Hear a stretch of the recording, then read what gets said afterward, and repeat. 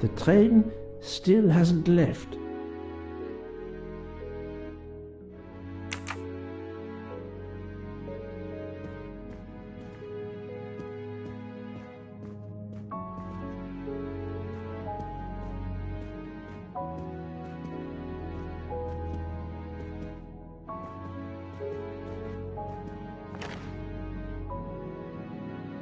Finest of curling irons for the moustache.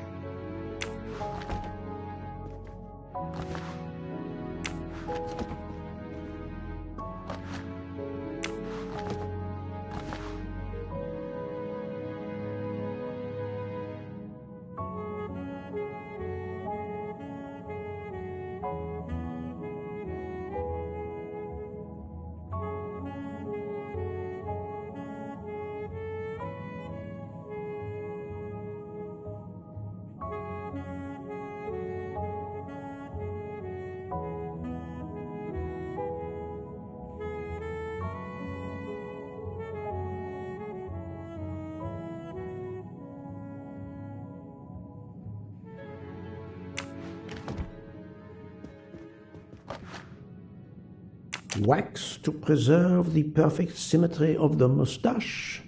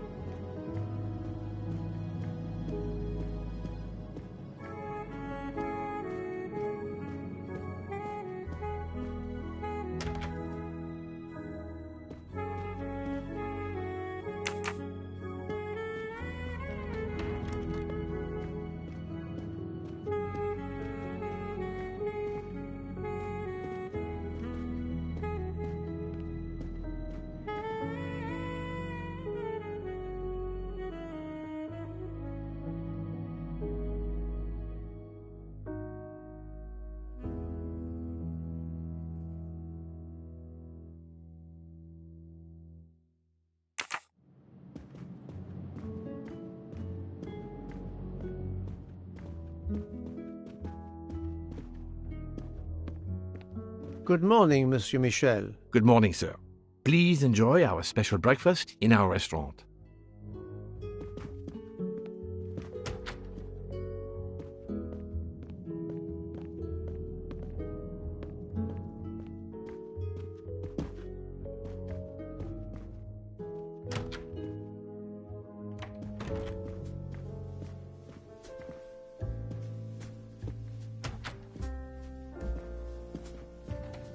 This delay is intolerable. I am supposed to be demonstrating the Firenze in Paris in 2 days. Ah, your electric car. Yes, that's bad luck. Bad luck? If I miss that demonstration, I'll be in deep trouble. Just text your people in Paris and warn them. Of course I tried that, but there is no network service in these mountains.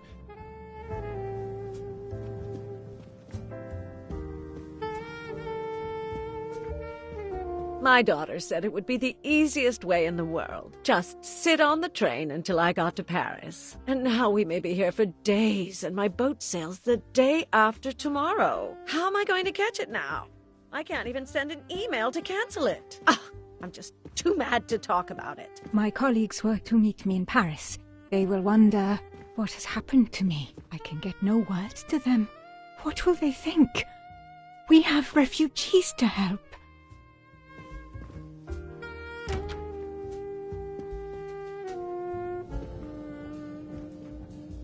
Good morning, madam. The snow is a predicament, is it not? I am Russian. Snow is no stranger to me. Ah, the accent. Would it be St. Petersburg? You are very perceptive. Monsieur Poirot, is it not? And may I take it, I have the honor of addressing Princess Natalia Dragomirov. We dispense with the old titles these days.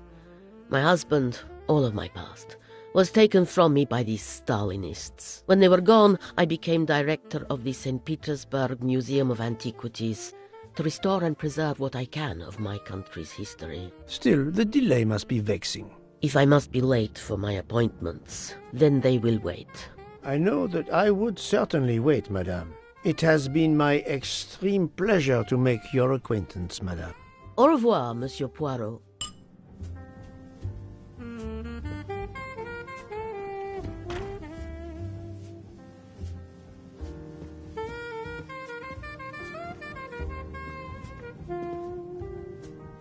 A beautiful piano. What a luxury. Pity there's no one to play it. Mademoiselle, you are not concerned about the train stopping? What can one do? Indeed, this does not make the train move. You have great strength to remain calm at a time like this. I know one far, far stronger than I. And that is? Well, that old lady, for instance. You have probably noticed her. She just has to lift her little finger and ask for something in a polite voice, and the whole train runs. It runs also for my friend Monsieur Bouc, but that is because he is a director of the line, not because he has a masterful character. You don't have to have a strong will when you have power. But I suspect I did not need to tell you that, Mr. Poirot. Mr. Poirot. Good morning, Mr. Fauchet. You have early customers, I see. Yes, I am stuck serving here as well at breakfast. Everyone is impatient. They keep complaining that the train is not moving. As if I could get out and push it. It's too early for me to order a boxcar. That is the appropriate drink, I believe. A gin, triple sec, lemon and grenadine mix. A drink for a train indeed. But not perhaps for my breakfast. I think I will settle for an omelette. Good luck, sir. Miss Nielsen is helping to serve in the dining car.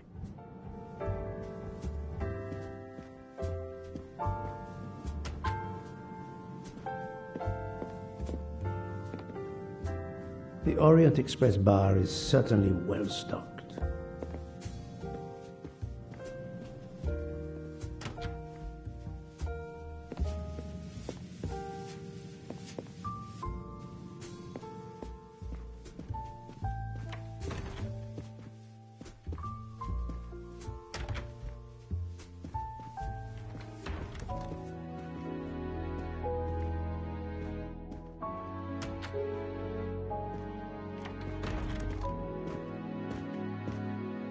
How long are we expected to be stranded here? It won't do much good complaining to me. That fellow there with the moustache, he may know something.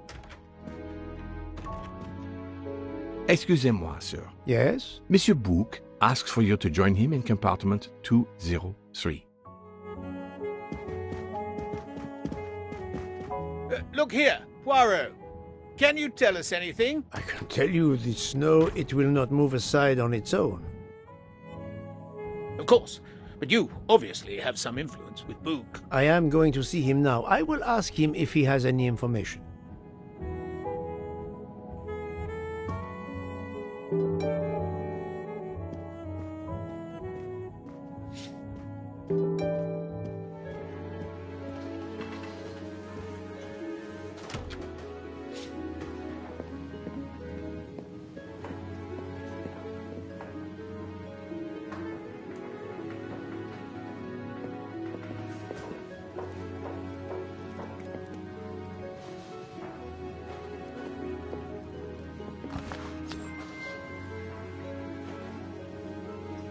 You can never have too many of these.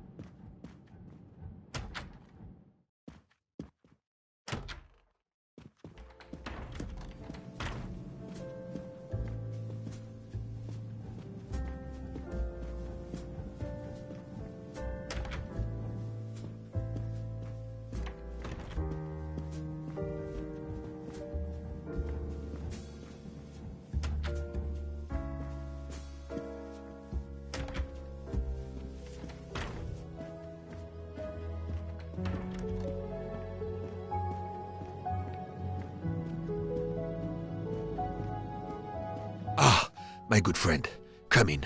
We have need of you. What has occurred? A passenger lies dead in his bed, stabbed. A passenger? Which passenger? In there. He's an American, a man called Ratchet. It was his valet, Masterman, who was worried that Mr. Ratchet was not awake yet. Pierre Michel, the conductor, decided to break in and found the body. I see. Well, my friend, I think it is best not to touch anything and wait for the police to arrive. Oh, I tried to call the police, but there is no cell tower for many kilometers. We could be stuck in the snow for hours. The murderer is with us. On the train, now! The sooner we catch him, the sooner we'll be out of danger. The Dr. Constantine is already examining the body. Mon ami, this is not a missing train ticket. We must follow procedure. We must wait for the police to secure the crime scene. Please, Poirot. I will take full responsibility. Book, you ask. Well, if we cannot contact the outside world, then... Oh, you are going to drive me crazy. In truth, this problem intrigues me. I was reflecting not half an hour ago that many hours of boredom lay ahead whilst we are stuck here. And now, a problem lies ready to my hand. You accept, then? C'est entendu. You place the matter in my hands.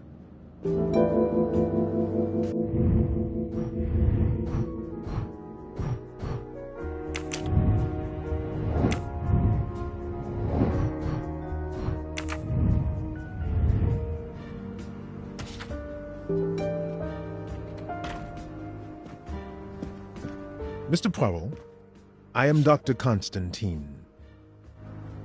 Forgive me, Doctor. You are a medical examiner? No, but I have assisted in post-mortems at Nairobi Hospital, where I am a teaching fellow. I am familiar with your excellent institution. I do not intend to perform a full autopsy, but a preliminary examination should be of some use. Of course. May I have a look? Then we can compare notes. Please. If you need any help, I won't be far away.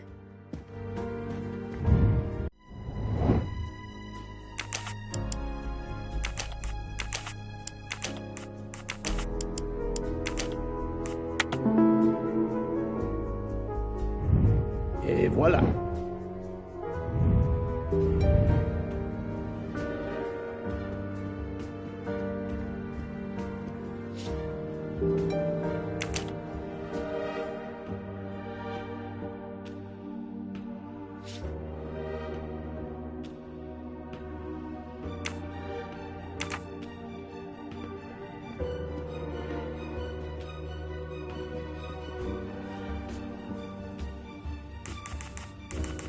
Thank you for your help, Doctor.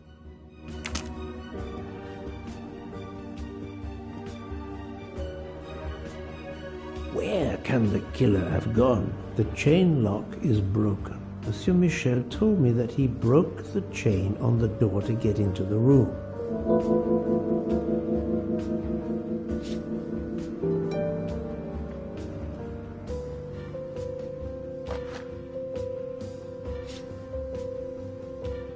A box of sleeping pills. I'll take photos.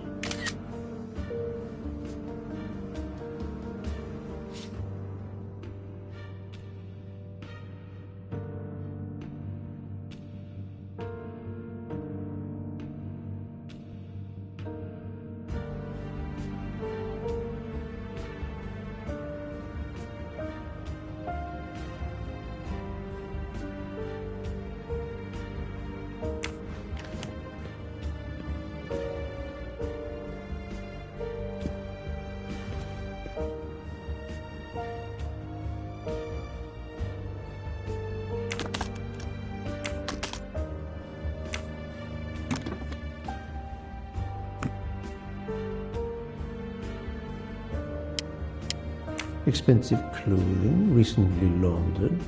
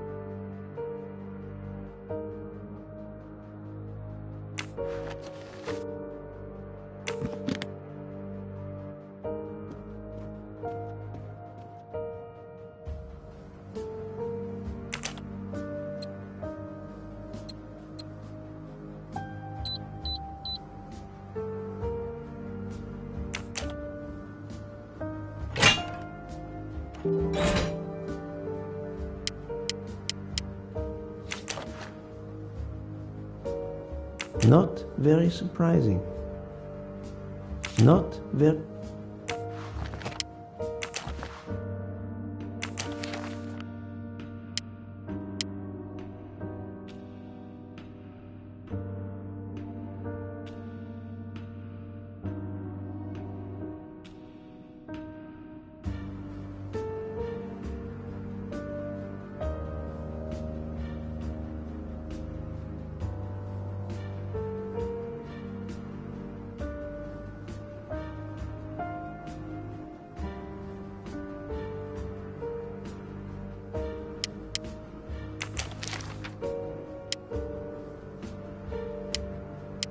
Ratchet had an appointment he will never keep.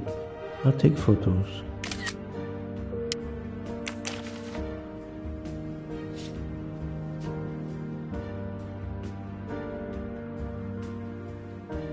A meeting place on the back of a postcard. Someone with the initials A.W.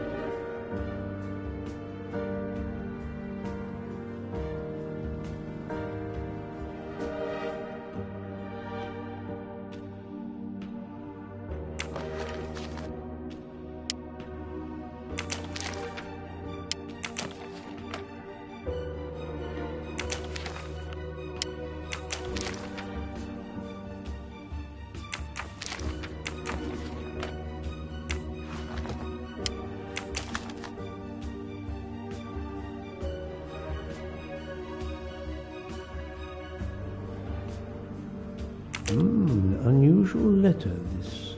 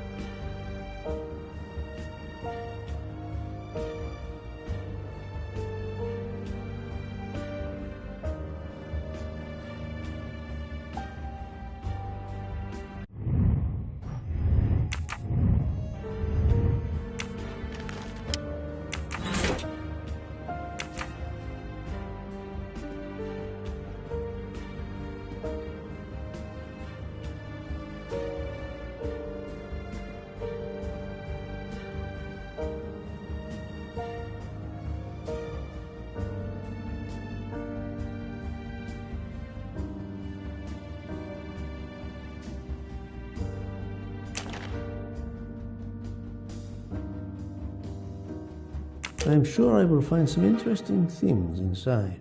I'm sure I will...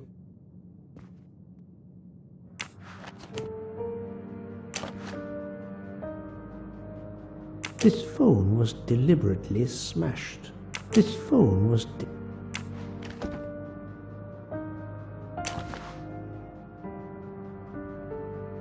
Did it belong to Ratchet?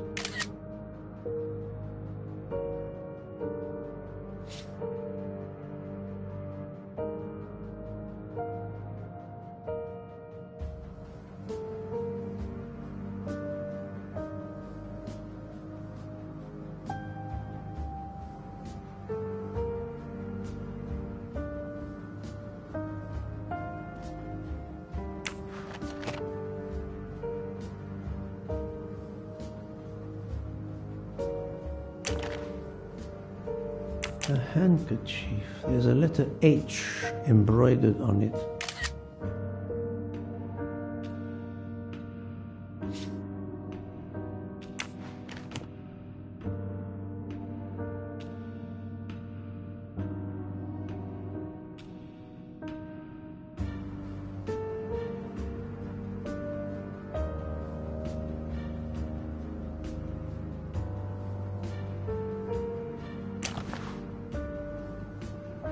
The watch is broken, the hands are stopped at 1:15 a.m.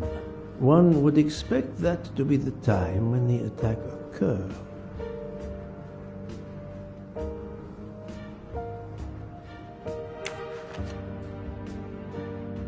As you see, the victim has been stabbed many times. Several alone would have been fatal. Yes, I agree. An attack most savage. I will, of course, prepare a complete report on my findings. Thank you.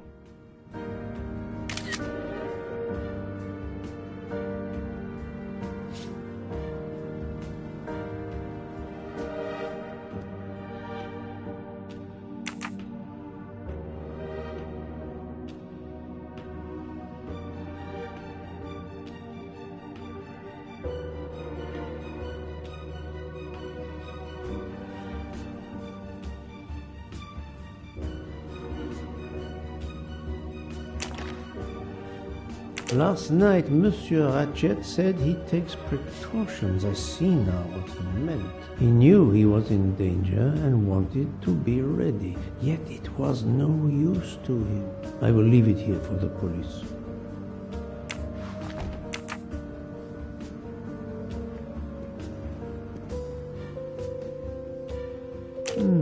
The snow is falling only lightly this morning. The murderer would have left tracks in the snow if he had jumped out the window.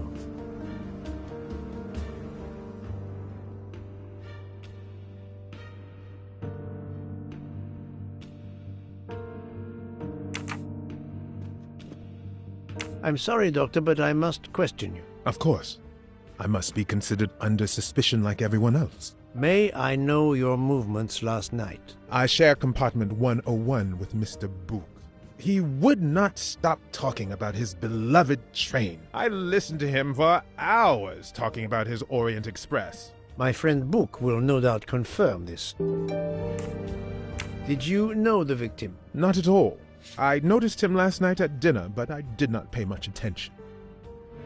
Did you touch anything in here this morning? I checked for a pulse. There was none. Rigor mortis had commenced. The body was cool to the touch. I touched nothing else. What can you tell me about the victim? He died from multiple stab wounds of varying angles and depth. More than one would have been fatal. I would place the time of death roughly between midnight and 2 a.m. With more time, I hope I can be more precise. I assume the open window complicates matters. Indeed. Conditions are not perfect.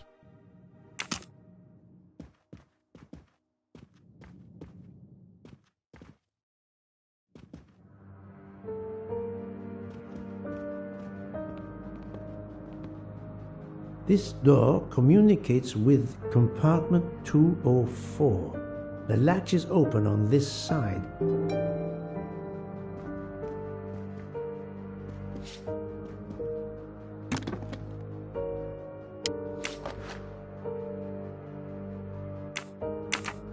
Not exactly the reading material one would expect of a man like Ratchet.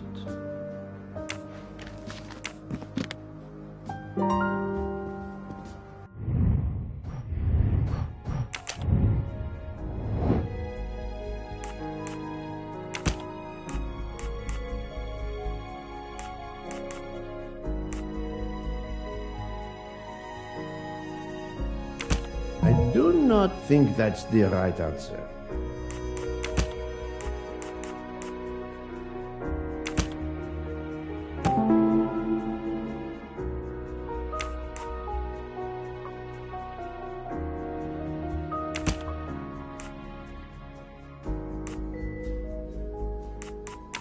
This is wrong, but I'm never far from the truth.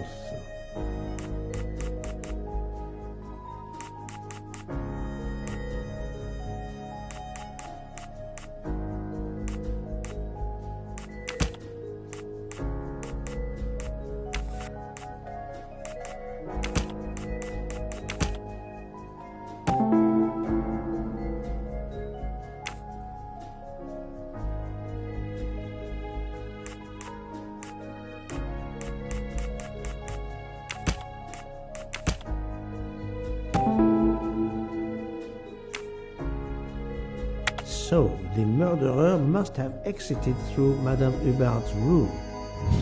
My little grey cells did not let me down.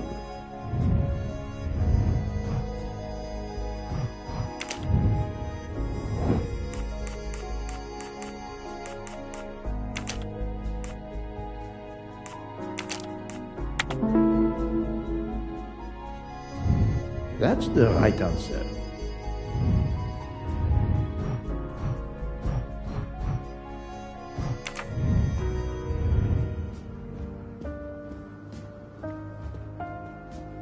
The chain lock is your mission.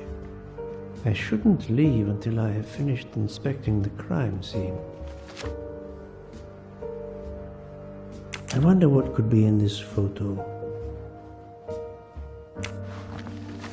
I shouldn't leave until I have...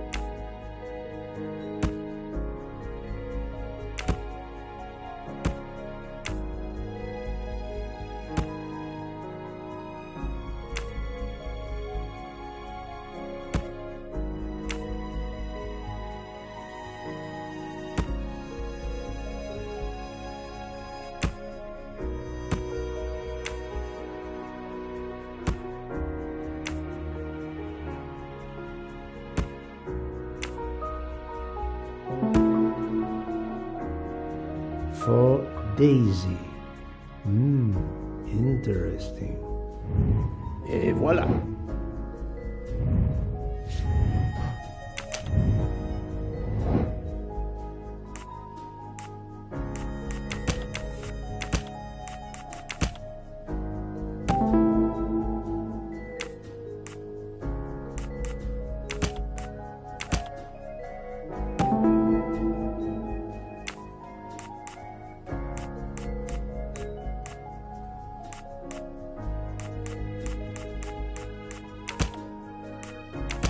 No, not good. I must admit I'm not right this time.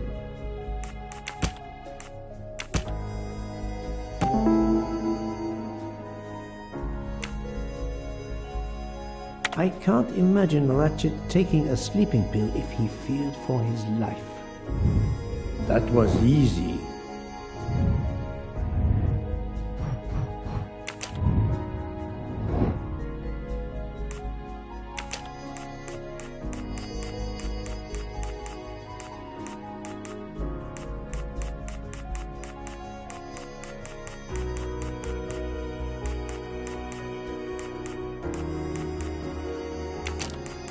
This is wrong, but I'm never far from the truth. I do not think that's...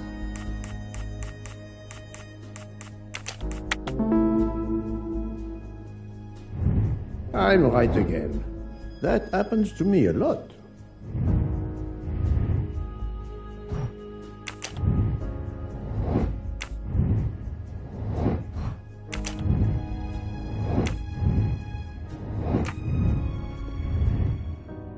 I think I've seen everything I need at the moment. I am counting on you to finish your analysis. I'll have a more detailed report for you as soon as I can.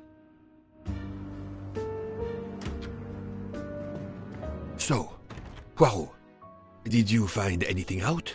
It's a bit early for the handcuffs, my friend. Even for Hercule Poirot.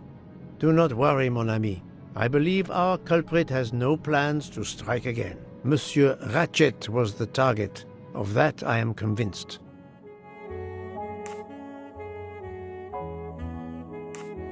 Tell me, Book, how did you spend last night? This is a joke, I hope. Don't you trust your old friend? My friend, calm yourself. I must hear your story in order to corroborate other accounts. Ah, naturally. Let me see. I went to my compartment after dinner. Dr. Constantine was already there. We talked about his career. He's a Cambridge man, you know. After university, he returned to his country and has done much good there. He was so interested in the Orient Express. I told him all the anecdotes I know. I'm not certain when we fell asleep, but it was very late. Here is what I have found out. Monsieur Ratchet was stabbed many times. I also found threatening letters in his safe. He had a loaded gun under his pillow, so he was on guard, ready to defend himself. However, there was an empty glass with white residue at the bottom. I suspect a barbiturate.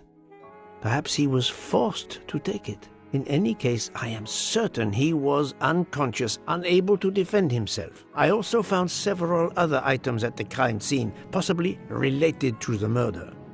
They must be investigated. By all means, Poirot. As fast as you can. I also found liquid for an electronic cigarette, but I could not find a vape. This might belong to the murderer. This criminal is an amateur. I need a list of the passengers with their compartment numbers. Pierre Michel will have it. I must interview the rest of the passengers and the staff. I'll be in the bar car if you need me. We are hours late.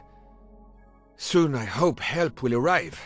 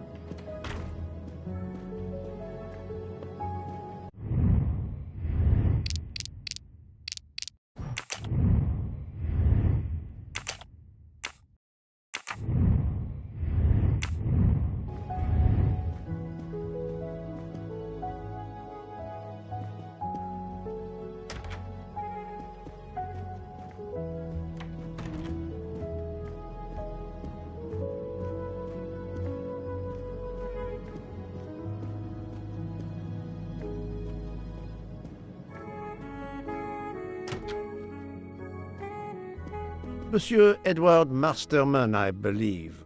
May I ask you some questions? I can barely talk. I have a terrible toothache. We have a doctor on board the train. Perhaps... I do not need a doctor. I use essential oils. If you can find my flask of clove oil in my box, I would be grateful. Fine, if you insist. I will help you.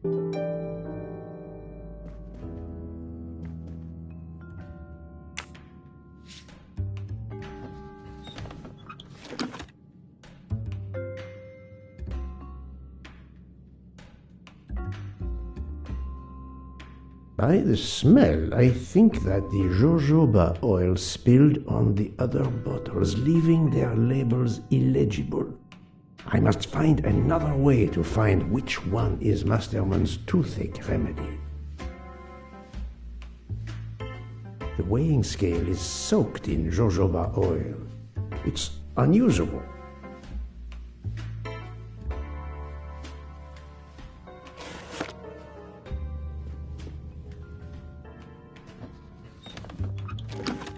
By this... The weighing... Ah, this old scale will do the job.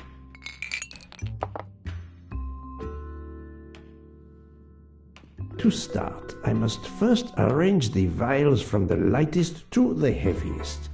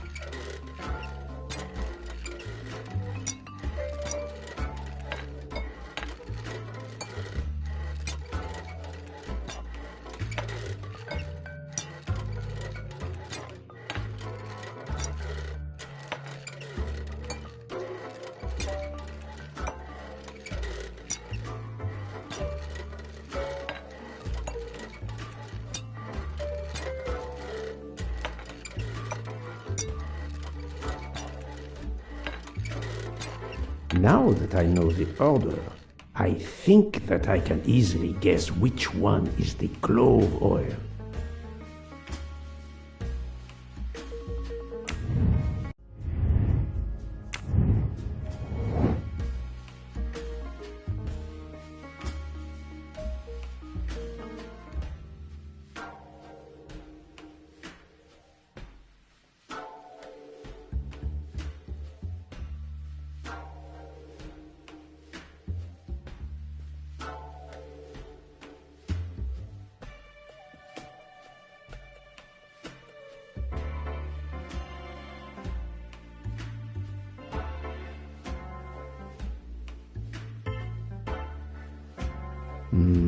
I don't think here is Monsieur Masterman's remedy.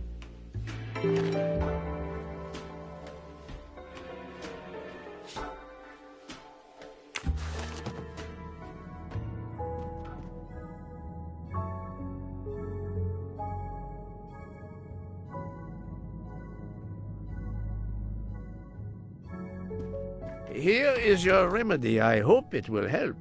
Thank you very much, sir. Ah, well, I can finally speak without too much pain. I'm ready to answer your questions. You are Monsieur Ratchet's valet? Yes, sir, that is correct. Were you told that your employer was murdered? Yes, sir. A very shocking occurrence.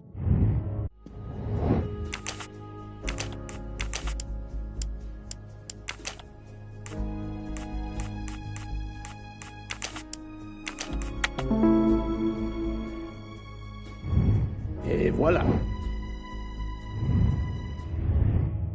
At what hour did you last see Monsieur Ratchet? It must have been around 9 p.m., sir. That or a little after. I went to bed around 10:30 p.m., same as the person who shares my room, Mr. Foscarelli. He almost immediately began snoring. What did you do then?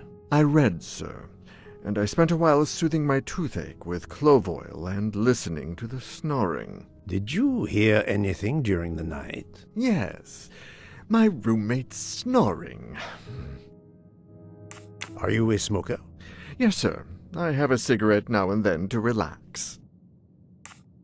Tell me about your employer, Monsieur Ratchet. I've been working for him for 9 months. I should not wish to speak ill of the dead, but he was not a gentleman, sir. Did you know that he had enemies? Yes, sir. I heard him discussing some threatening letters, sir, with Mr. McQueen. Did he mention these letters to you? He had been reading a letter when I came in. He asked me if I was the one who put it in his compartment. I told him that I had done no such thing, and he should report it to the police at the next station. How did he respond? He laughed, sir. You're joking. I do not joke, sir. Forgive me, I can see you do not. Was he taking sleeping pills? Always when traveling by train, sir. He said he couldn't sleep otherwise. Last night he asked me to give him 2. I did so, along with a glass of water. He dissolved them in the water. Did you see him drink the water? No, sir. I left right after I gave him the pills. Was Monsieur Ratchet a smoker? No. He finds smokers disgusting. Can you tell me again why you gave sleeping pills to Monsieur Ratchet? Yes, I gave him the pills because when he takes the train, he has trouble sleeping. The letter must have worried him. He specifically asked me to prepare the sleeping pills. I didn't see him drink the water with the pills in it.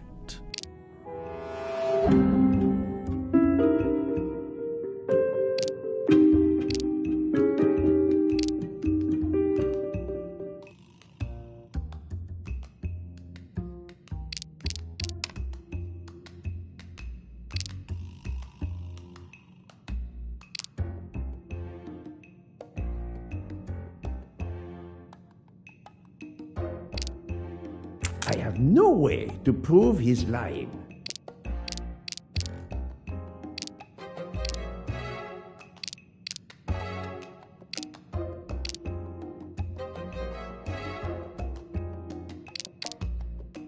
Monsieur, I believe you are not telling me the truth. What? How can you say that?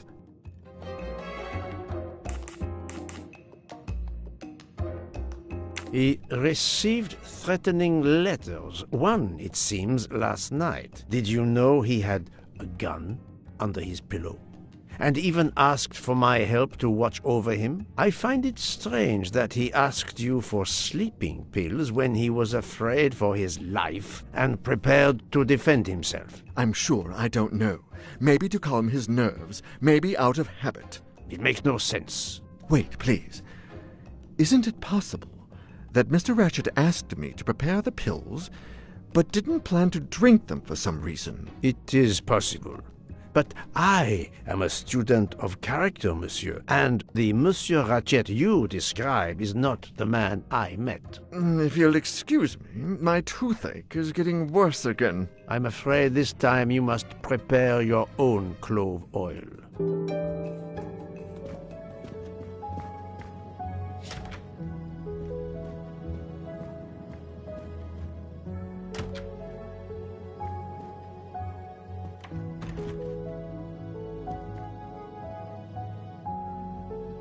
I believe I am addressing Monsieur Hector McQueen. Guilty as charged. I beg your pardon? Oh, sorry. Just an expression. My father used to say it. You must have had an interesting childhood. I am Hercule Poirot. No need to be modest. You're a detective. You are Monsieur Ratchet's secretary? I am Mr. Ratchet's secretary. Just over a year. I mainly take care of translating certain texts for him. Mr. Ratchet only speaks English. Prepare yourself for a shock. Your employer, Monsieur Ratchet, is dead. So they got him after all. What do you mean? You are assuming he was murdered? I know he had enemies. What can you tell me about Monsieur Ratchet? He was American. He was an antiques dealer. I don't know much more. Mr. Ratchet never talked about himself or his life. But I think Ratchet wasn't his real name. And he left the United States to run away from something. Or someone. Yes? He started getting letters. Threatening letters. Do you still have them? I have one. Did you know that Monsieur Ratchet had asked for my help? Asked you? No, I didn't know. He knew he was in danger. When did you last see him? Last night around 10 o'clock, I should say. Did you like your employer, Monsieur McQueen? No, I did not. He was, I'm sure, a cruel and dangerous man. Can you tell me your movements last night? I went back to my compartment. I read a little. In Belgrade, I went out onto the platform to smoke, but it was cold. I quickly went back in. I then went to Mr. Ratchet's compartment to take some dictation for him. I left around 10 o'clock. I saw Captain Arbuthnot. We ended up chatting in my compartment. Then we went out on the platform to quickly stretch our legs at Vinkovsky. He left around 2 o'clock. Thank you. I will need to check Monsieur McQueen's story with Captain Arbuthnot. I found a diary in Monsieur Ratchet's safe. Did you know about it? I kept a business appointment book, but I know he had a personal diary as well. That looks like it. Are you a smoker? Yes, I smoke cigarettes. I've tried to quit, but no luck. Can you give me this letter, please? Of course, here it is.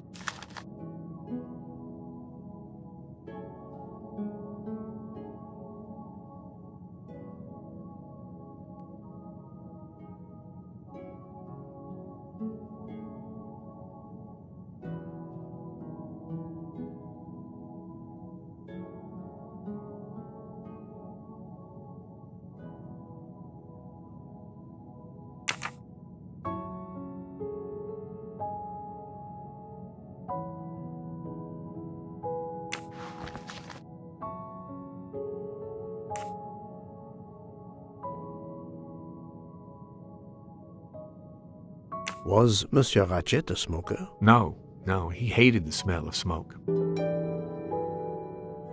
Was Monsieur Ratchet a smoker? No, he hated the smell of smoke.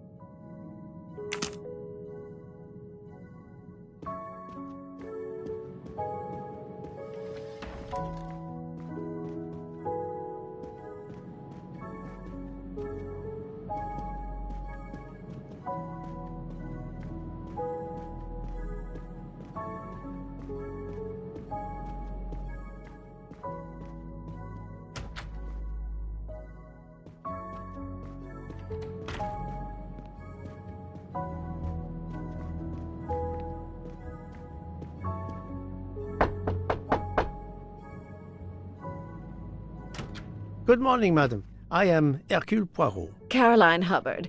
What can I do for you, Mr. Poirot? I am the bearer of unfortunate news. It's obvious with all the commotion that something has happened. Madame Hubbard, I am afraid your neighbor, Monsieur Ratchet, was murdered last night. Oh my God! I knew it! I knew it! I would like to ask you some questions, but first, may I inspect your room? Of course, yes, you must.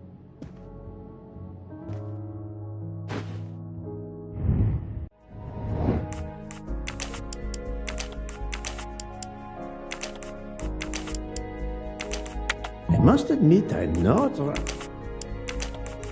This is wrong, but I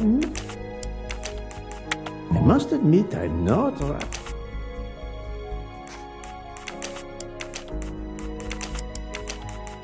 Think, Poirot, that is not a good answer. I was visiting my daughter. She works at the American Embassy in Istanbul. I told her she'd never find a husband there. Since I wanted to see Paris on my way home, she told me I should take this high-class train. I can't wait to see Paris. It looks beautiful in the movies, but it couldn't be more beautiful than Schenectady in the good old US of A. That's where I'm living now.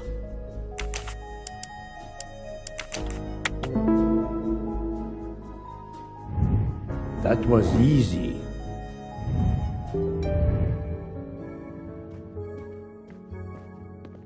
The luxury of the Orient Express is present in every detail.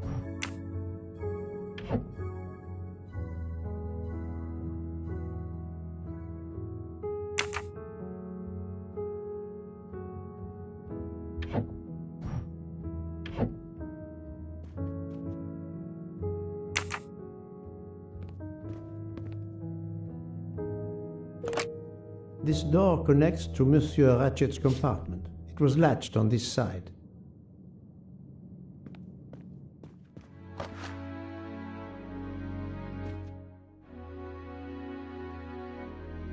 Here is a jacket button. It bears the logo of the Orient Express.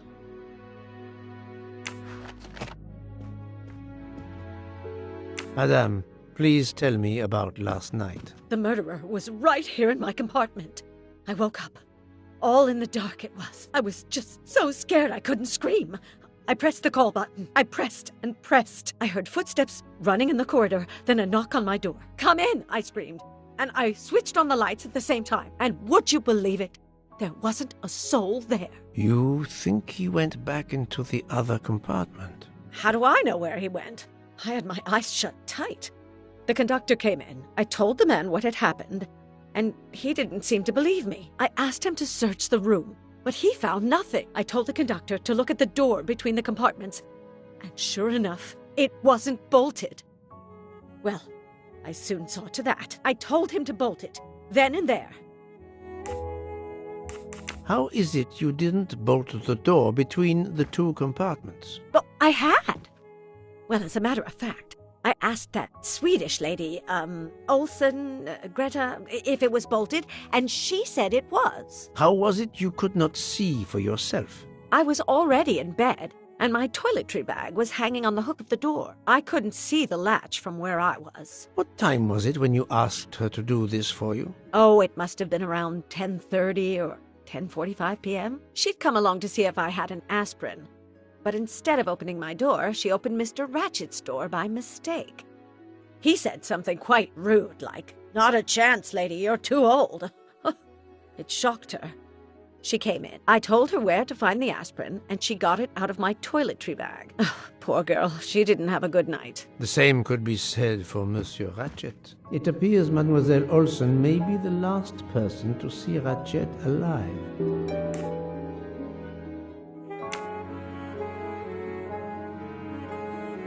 Is this your handkerchief? No, not at all. Yet it is embroidered with an initial H, like your name. I don't care. It's not mine, and I would certainly never buy something so impractical as that frilly thing. Are you a smoker? No, definitely not. Filthy habit. I found a jacket button on your table. It looks like it belongs to...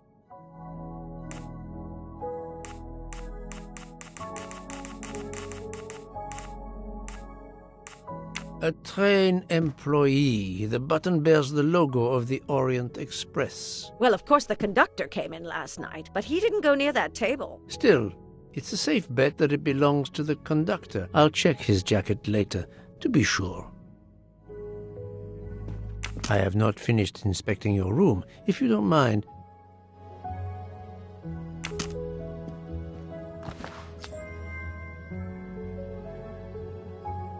Ha! Golden moustache.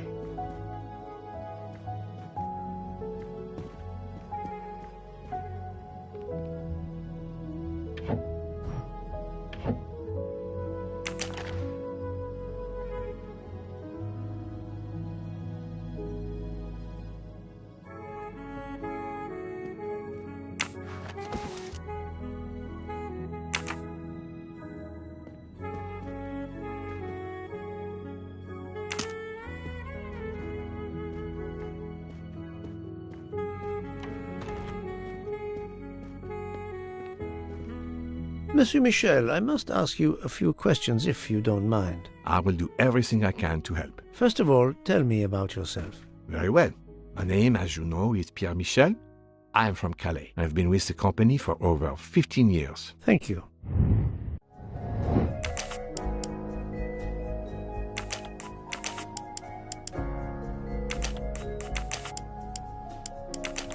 No, not... I must admit I'm not right this time. Monsieur Michel, I must ask you a few questions if you don't mind. I will do That was easy. Can you provide me with a listing of the passengers and their rooms, please? Yes, certainly.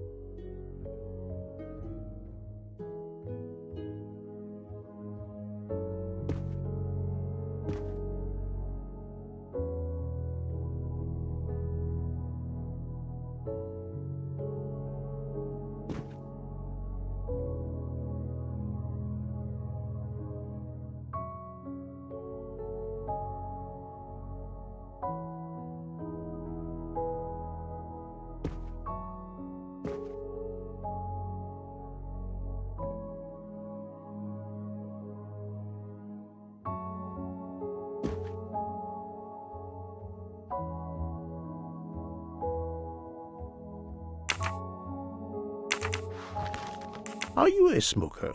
Indeed. Do you smoke e-cigarettes? No. Tobacco only.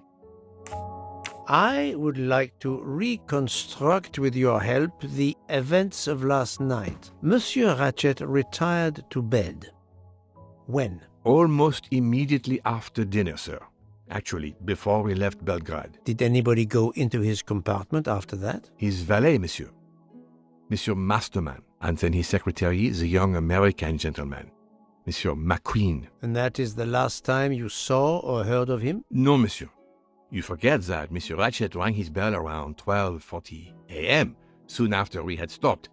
I knocked at the door, but he called out in French, "Ce n'est rien, je me suis trompé." I then left to answer another bell that had just rung.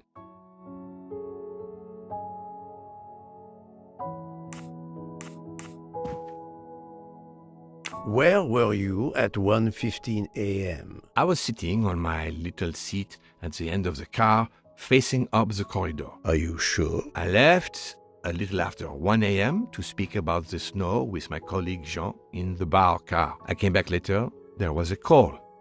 I remember speaking to you. Indeed, I remember. Carry on. It was the American lady, Madame Hobart. She thought she saw a man in her compartment. Then, around 1:50 a.m., I made the bed for Monsieur Ratchet's secretary, Monsieur McQueen. He had spent the evening talking with the English Captain Arbuthnot. At 2 a.m., I returned to my place and stayed there until dawn. What is the last station where we stopped? Vinkovsky. Could someone have come on board? Possibly. I was very busy. Owing to the weather, we were a few minutes late. We left at 12:10 a.m. I found a button from an Orient Express staff jacket. Did you lose one by any chance? No, monsieur. As you can see, I have all my buttons. It is not mine.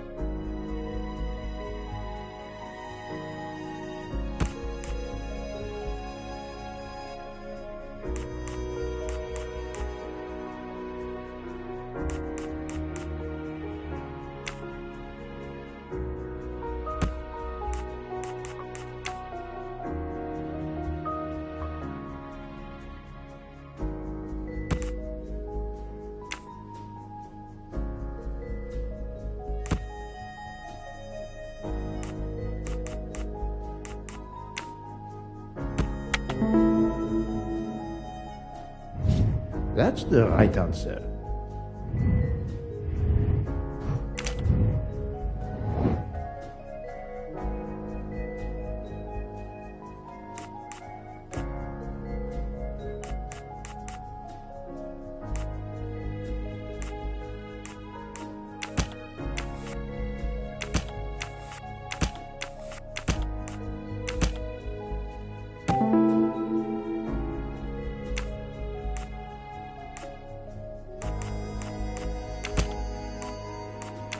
This is wrong, but I never...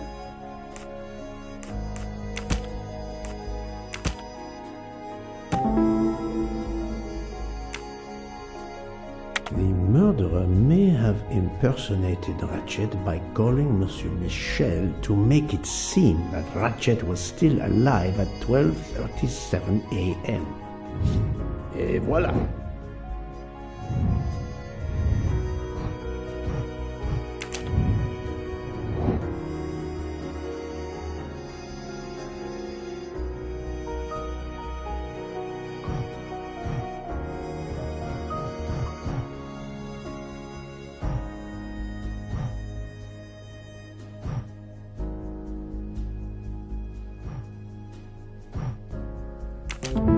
That's the right answer.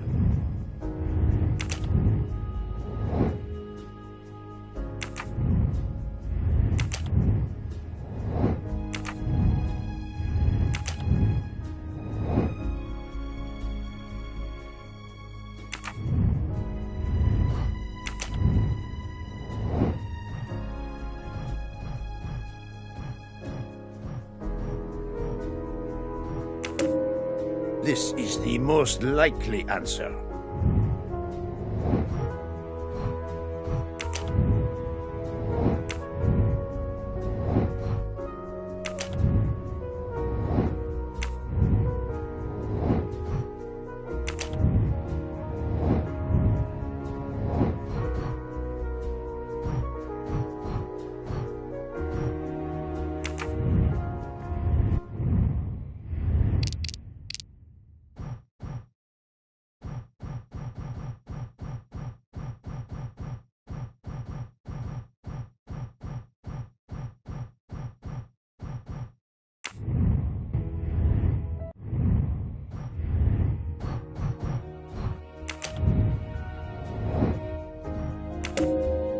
This appears to be a good lead.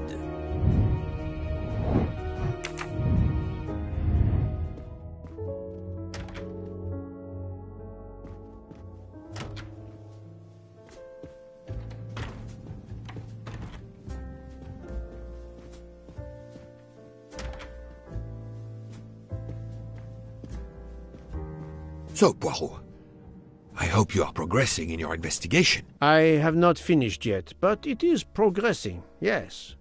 I still have many questions that must be answered. I will report to you as soon as I can. So, Poirot,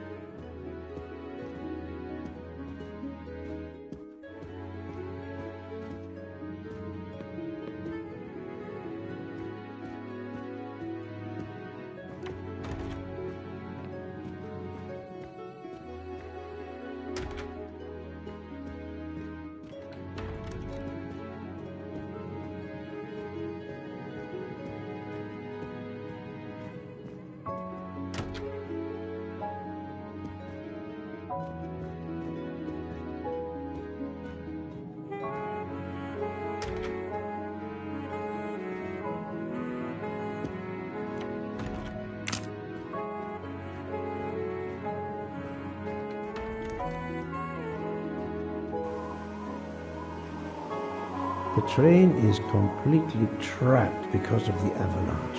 Hopefully not for too long.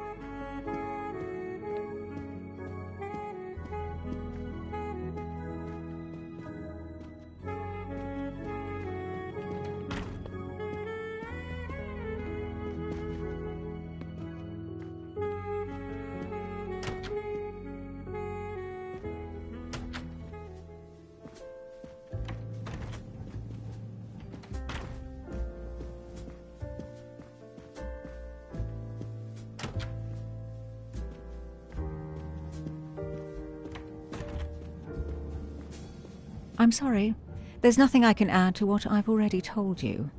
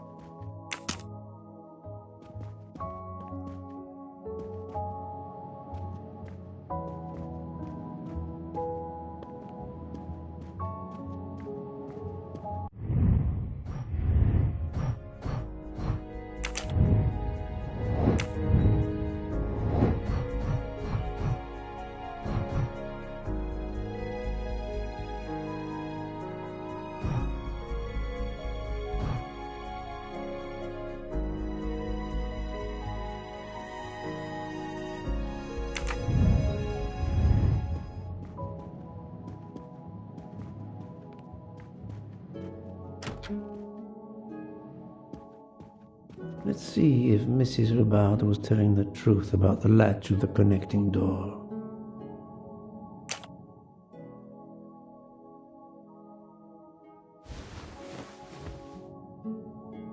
This hook is probably where Mrs. Hubbard hung her toiletry bag. I can see the latch very well from here, even with the toiletry bag attached. I'll have to clear that up with Mrs. Hubbard.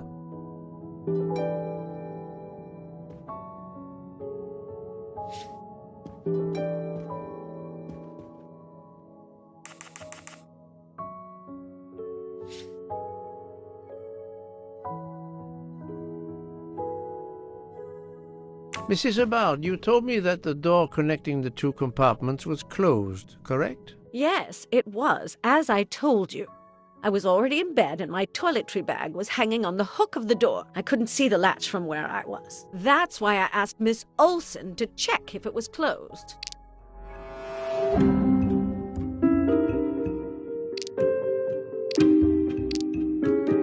Are you sure everything you've told me is accurate, Madame Hubbard? Of course. I have an excellent memory. Mrs. Hubbard, I tested putting your toiletry bag on the door hook as you told me. From your bed, you can easily see the latch on the door. The toiletry bag does not hide the latch at all. Are you saying I'm lying? It may have been stuck somehow in a different position, or I may not have seen it in the darkness. Or I didn't think to look, you irritating man. Details matter, madame. A man has been most savagely murdered. You will excuse me if I attempt to separate the truth from the false. Forget my toiletry bag and focus on who entered my compartment. Probably after killing Mr. Ratchet. Madame Hubbard is a force to be reckoned with, but I suspect I'm not done with her. Thank you for your assistance, madame.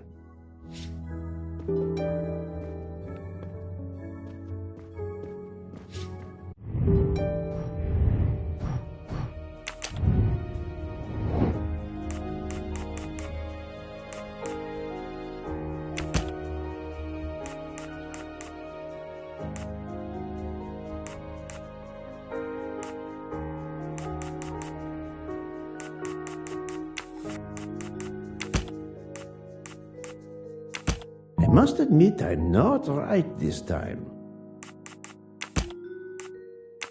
This is wrong, but I'm never far from the truth.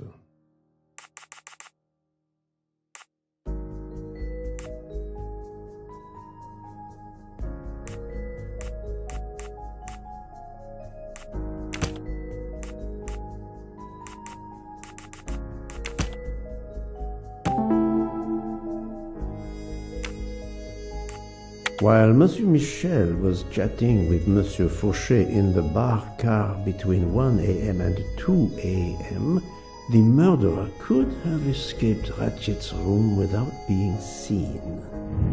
Et voilà.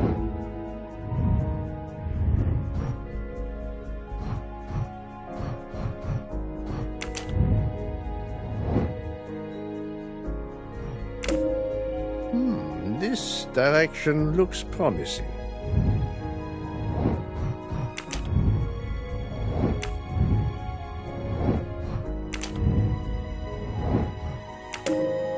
According to the information I have, this is a solid choice.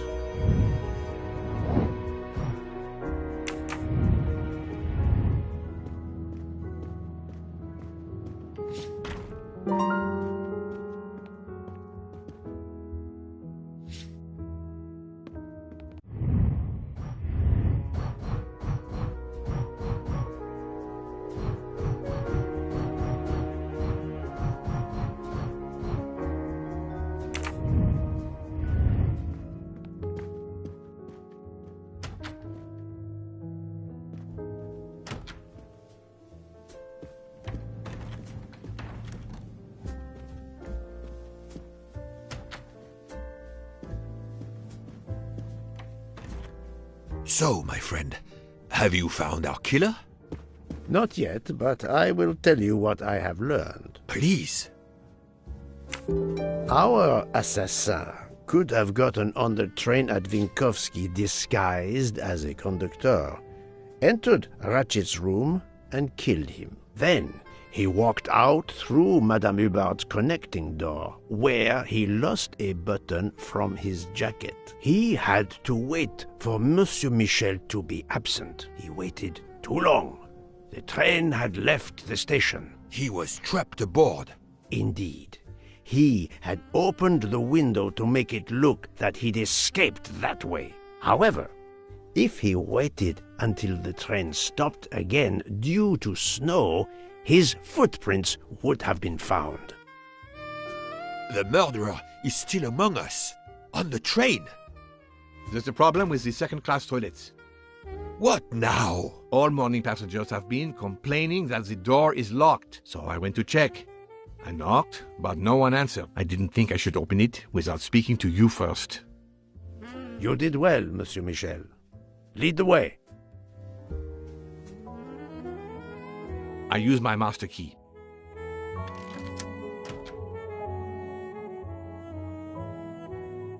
But who is she? Is she alive? She is breathing. Then if she isn't dead, isn't she our murderer? That, my friend, is what we must find out.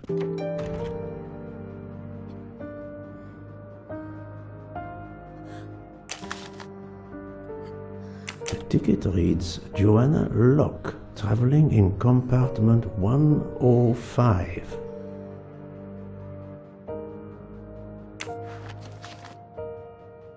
Miss, can you hear me?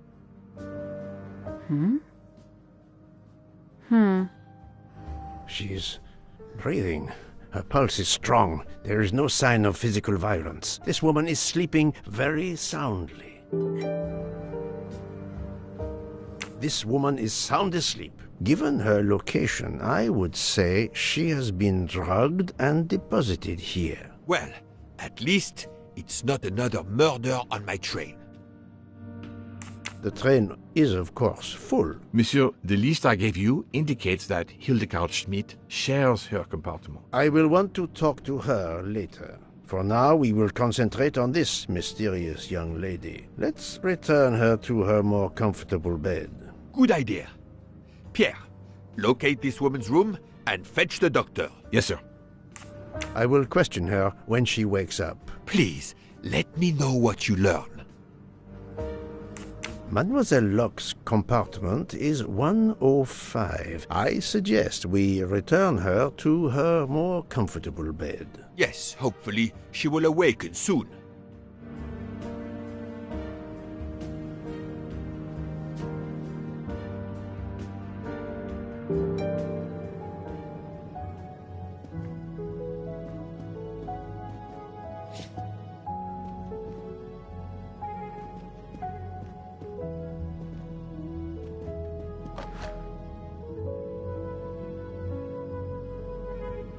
A cup of tea with white residue at the bottom.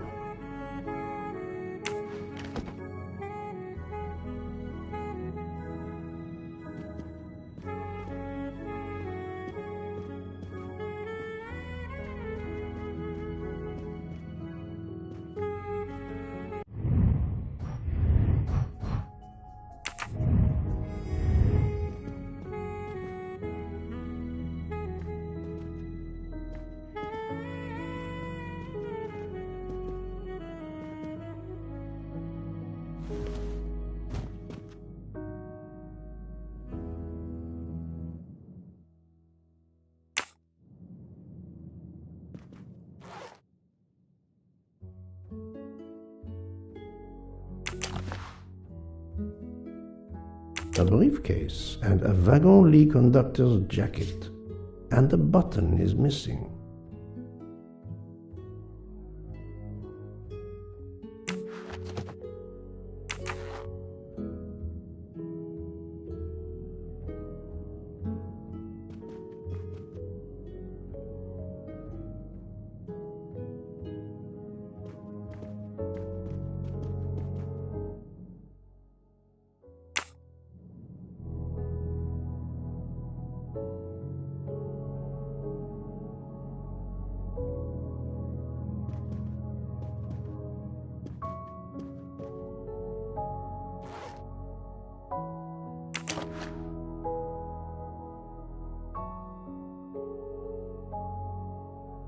A briefcase.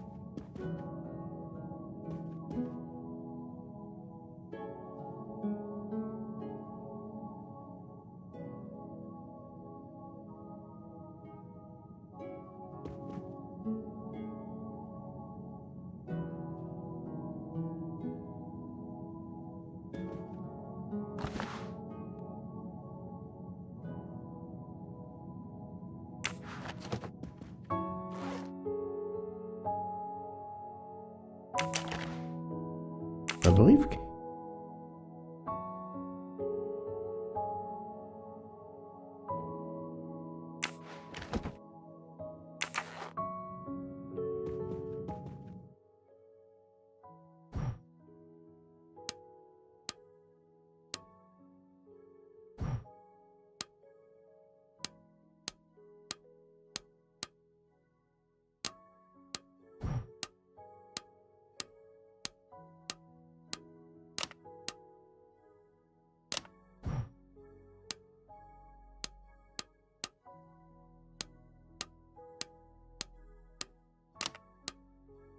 Poirot, I'm disappointed in you.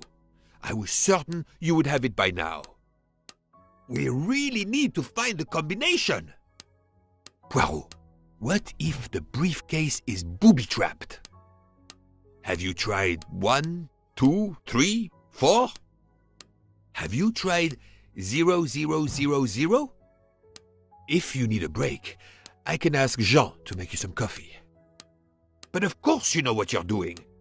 It is booby-trapped, is it? No, that's mine.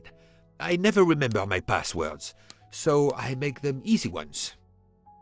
So, Poirot, any luck so far? Have you tried 1, 2, 3, 4? Poirot, I'm disappointed. Book. Silent like a mouse, please. I'm sorry. You're right. I'll be quiet now. You need to concentrate. I will not utter another word. Not one. Book. There will be another murder on the Orient Express in a moment.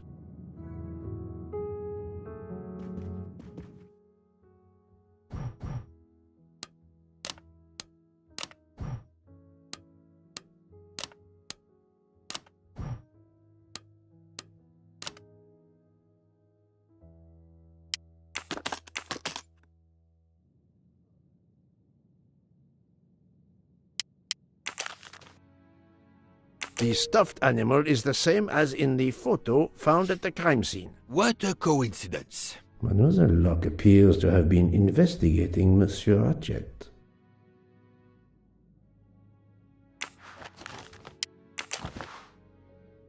Mademoiselle Locke seems very interested in our victim. Of course.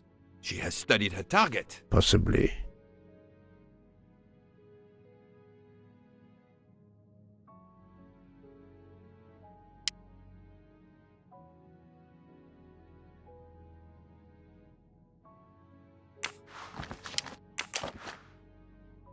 This badge says that Joanna Locke is an American detective with the Berkshire Police Department in Massachusetts. An American police officer? Oh.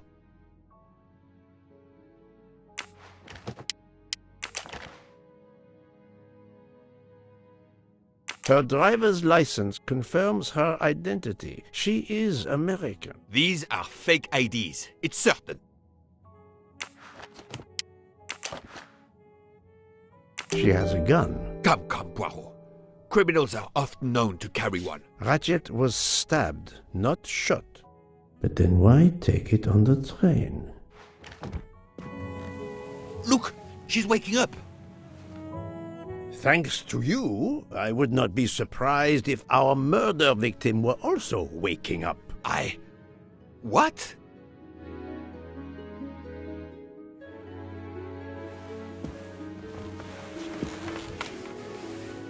Oh, my head. What's all the yelling about? Who are you? Give me a good reason why you should not be in handcuffs. I can give you a reason, Book. Whose handcuffs will we use? I have none. Do you? Well, You are Joanna Locke, mademoiselle? Yes, Joanna Locke. I'm a detective. Berkshire, Massachusetts Police. I have found your credentials, mademoiselle. And I know who you are, Mr. Poirot. Then, if the introductions are complete, perhaps the explanations may begin. I'll try. It's simple, really. I'm on the trail of a murderer.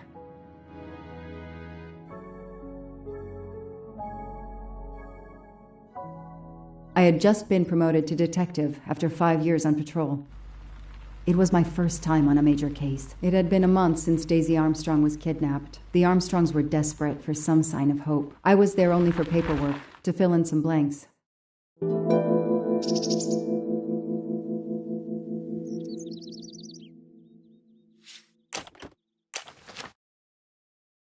A topographical map, often more important than a road map in these mountains.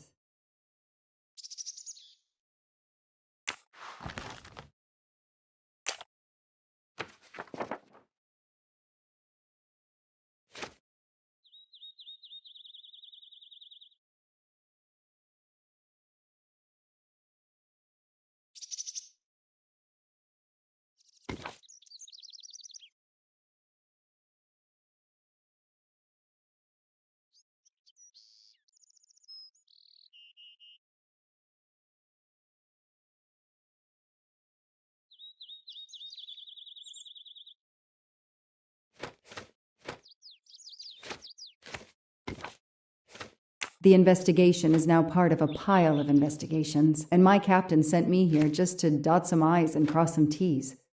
The crime was audacious. How could the kidnapper know which was the window of Daisy's room? No, they could use a ladder to reach it, and no, they could enter the room without being seen. The misspellings are clearly on purpose, and they didn't return the child when the ransom was paid.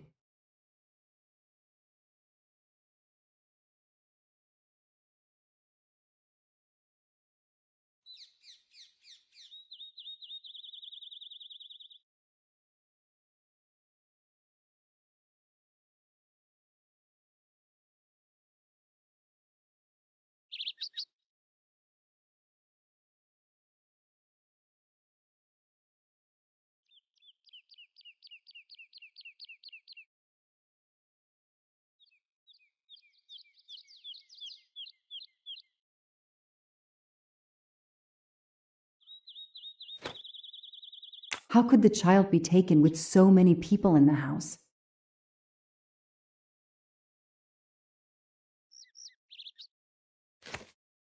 I can't imagine the pain her parents felt when they realized Daisy was gone. How are they going to feel when they realize I have no answers for them? Only more questions. That's why I'm here. A damn computer glitch. Or somebody pushed delete instead of save. Whatever happened, we lost the nanny's deposition. So my entire contribution to the investigation is to take it again.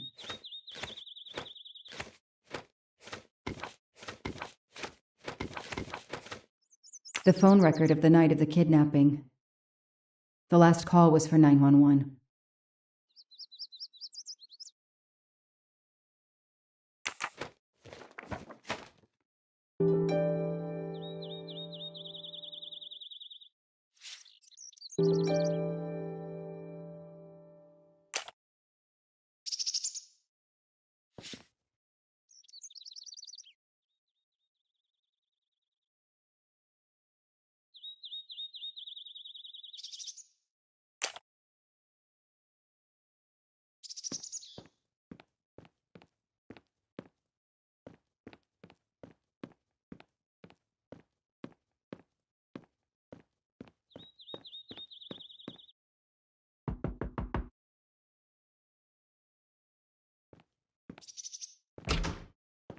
Good evening. Colonel Armstrong? Yes. You're the detective they phoned about. Joanna Locke. I don't remember you. I'm newly assigned to the case. It's about time more detectives were involved. My wife, Sonia, she hasn't been herself. Every day is a waking nightmare for us. Tell me you've uncovered something new. I'm here to speak to your daughter's nanny. There was a computer problem. Her earlier statement has been lost. Oh, I see. We had hoped. Well, do as you wish. I won't be far if you need me.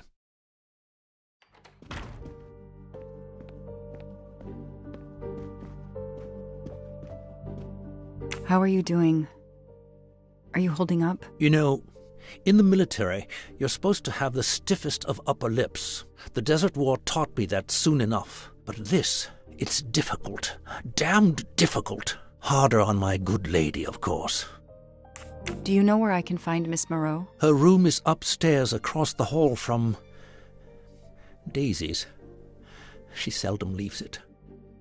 I won't be long. Take whatever time you need. Their fairy tale became a nightmare.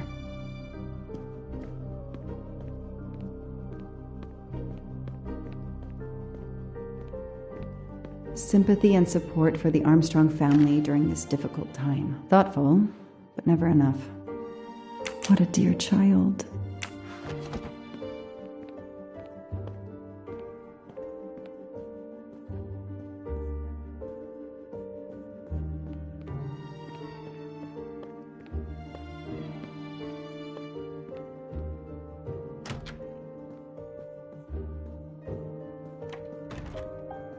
A toy train. Now here I am on a real one. Lyon, in France. What a lovely looking city.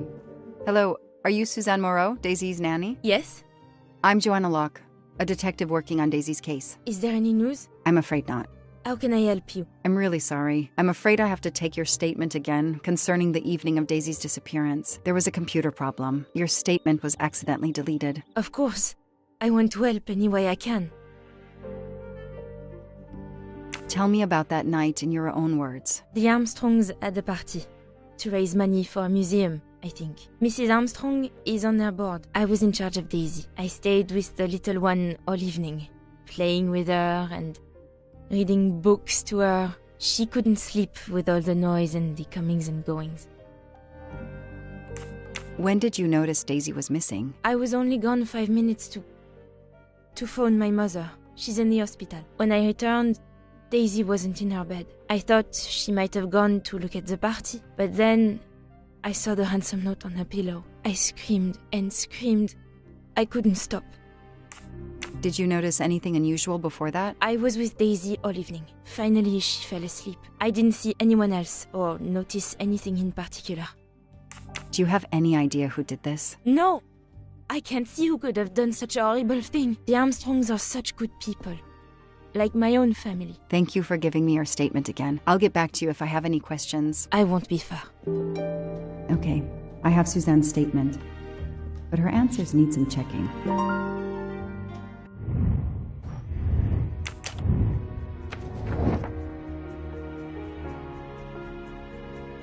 Nothing shocks me here.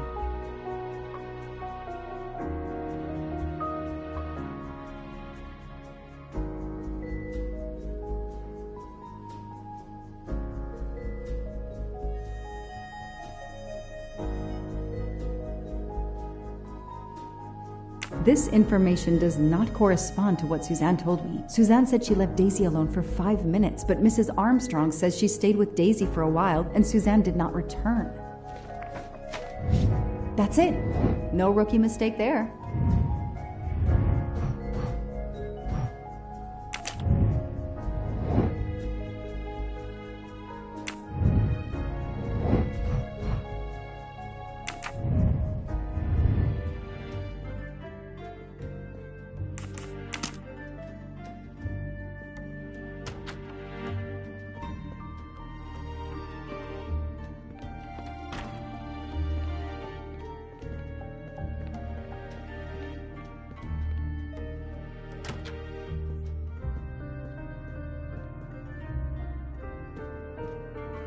A toy castle. When I was a kid, I had a police station and a tiny squad car with a siren that really worked. Help yourself, Joanna. You earned it.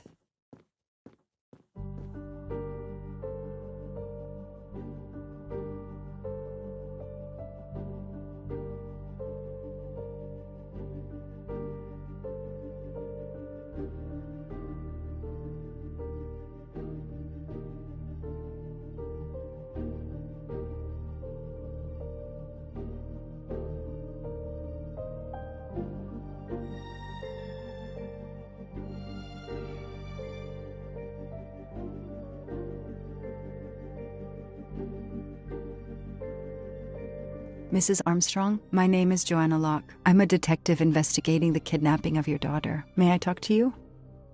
When is your baby due? Mrs. Armstrong? Sonia?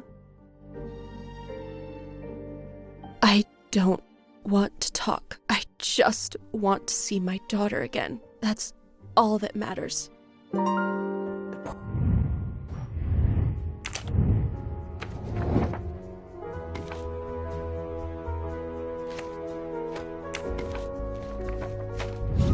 That is a great detective job. Mrs. Armstrong? Let me show you this. Daisy, my little Daisy. I miss her so much. How good it is to see her face. I can't imagine the pain you're feeling right now. She loved her little stuffed animal, Fluffy. She took him everywhere with her. The kidnappers took it as well. They didn't have to. That means they wouldn't hurt her, doesn't it? Every lead will be followed up. You have my word on that. Thank you. I shouldn't lose hope. Somehow. I know it isn't my case, but I just made a promise, and I mean to keep it.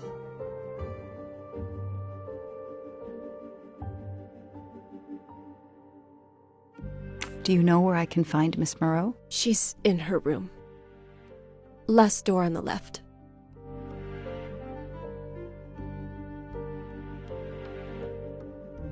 Tell me about the night Daisy was taken, especially anything about your daughter and Suzanne Moreau. Apart from seeing to our guests, I took a moment to check on Suzanne and Daisy in Daisy's room. Suzanne wasn't there, but Daisy was asleep. I sat with her for 10 minutes or so. Suzanne didn't return while I was there, but there's no reason for her to sit there all night when Daisy is asleep. I went back downstairs.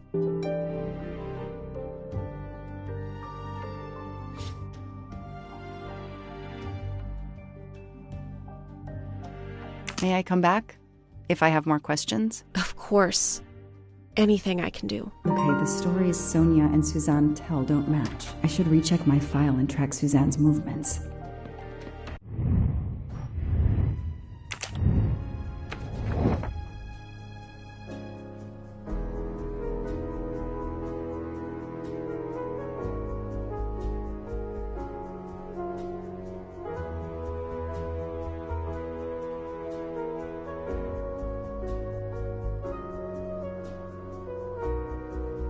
That is not exactly what Suzanne told me earlier. Suzanne was on the phone more than 5 minutes.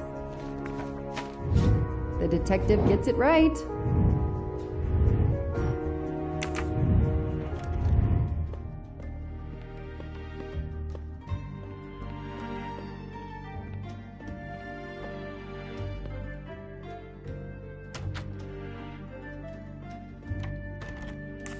If I understand you correctly, you left Daisy when she was not asleep? The party was very loud. Daisy was too wound up to sleep. I read her a Motley Mule detective story to try and put her to sleep. Daisy finally fell asleep, right before Motley Mule solved his case in the book I was reading her. I had to make a quick phone call. No more than 5 minutes. But when I came back, Daisy was gone.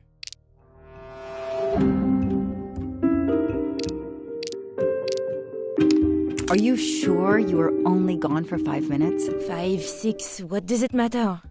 It was very quick.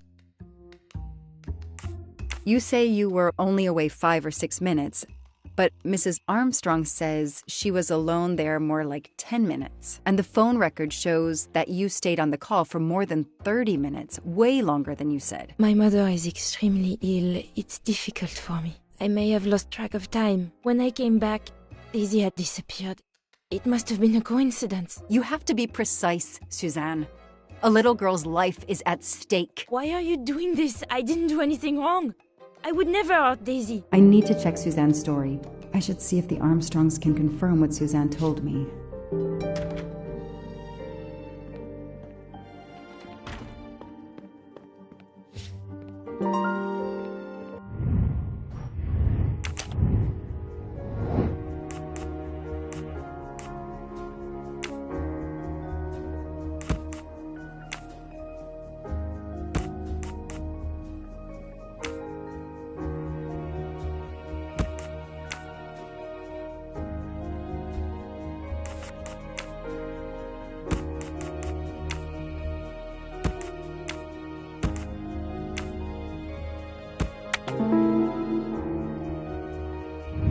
Score. 1 for the good guys. The kidnapper places a ladder under the window to Daisy's room. Then he joins the party, just one guest in the crowd. He somehow knows when Suzanne leaves the room, then sneaks upstairs. He opens Daisy's window, carries her down the ladder, and vanishes.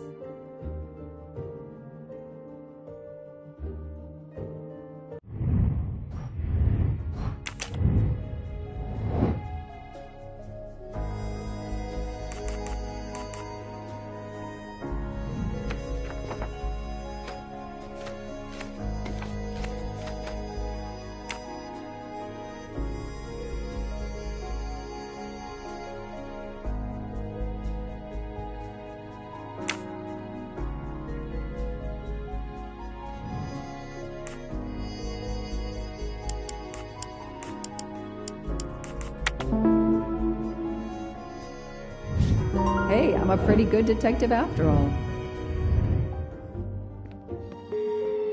The number you have called is not in service at this time. Please hang up and dial again, or contact your service provider. The number Suzanne called is not in service? A hospital?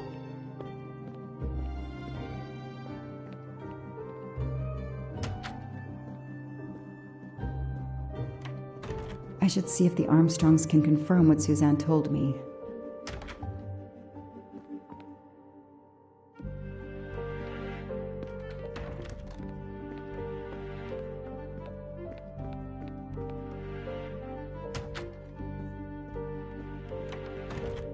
I spoke with Suzanne. She was phoning her mother. That's why you didn't see her when you went to check on Daisy. Yes, her mother. I tried to call the poor woman earlier that week, but the hospital said she's been in a medically induced coma for more than 2 months. Suzanne told me she called her mother, but she would have known her mother was in a coma.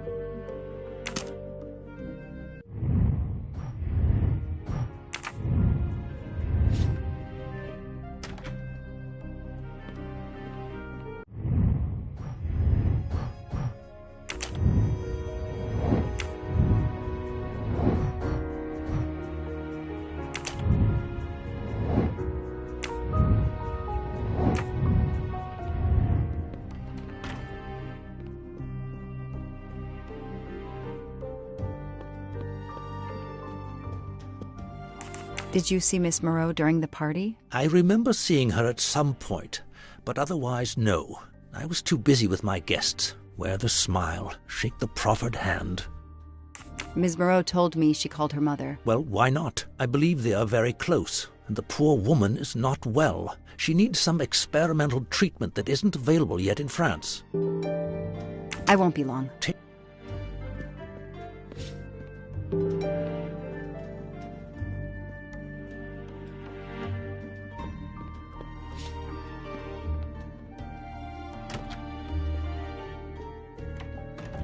The number you called that night is no longer in service.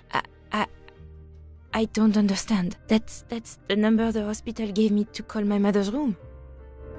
You told me you were on the phone with your mother when Daisy was abducted. As we said earlier, I didn't pay attention and was on the phone longer than I said. But since my mother is very ill, she had to leave her hometown, Lyon, because the treatment is not approved yet in France. She is in an hospital in Boston for a special treatment. I call her every night to check on her. When I came back, Daisy was gone. I'll never forgive myself.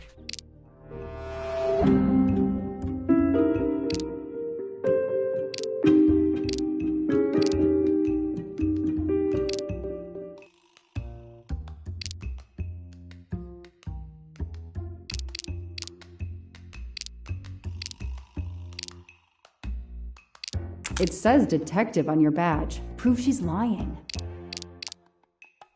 Where is a lie detector when you need one? Come on, Joanna. You can do better. Are you sure you called your mother? Yes. Every night since she was admitted in December.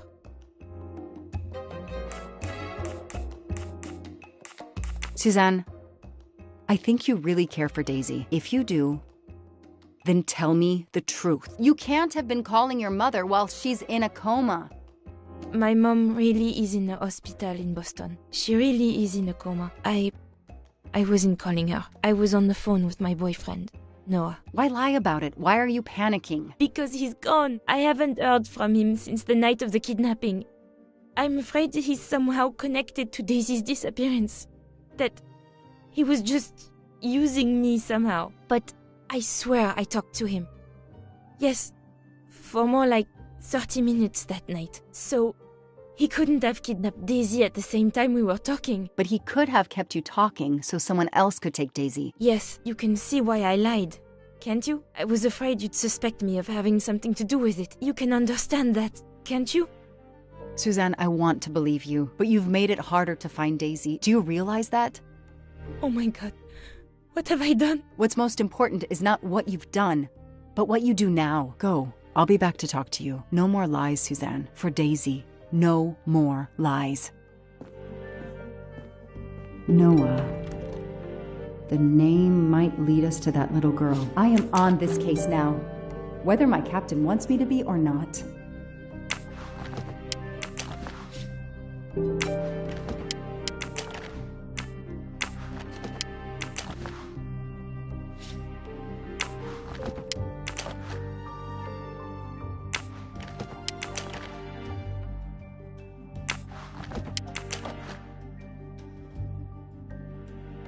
A locked diary? A locked diary?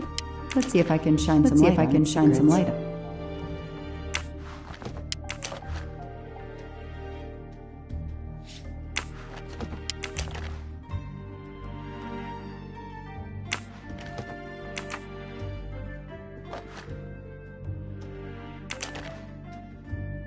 A card from the florist.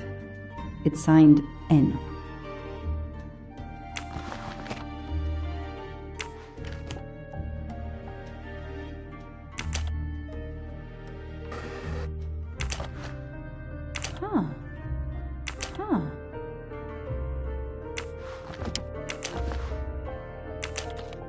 What's in the glass case? Oh, big surprise. Glasses.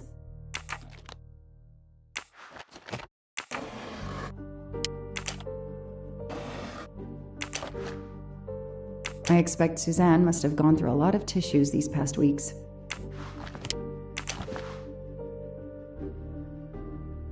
An Eiffel Tower keychain, but no key. Small jewelry box. By the size, I'm guessing earrings.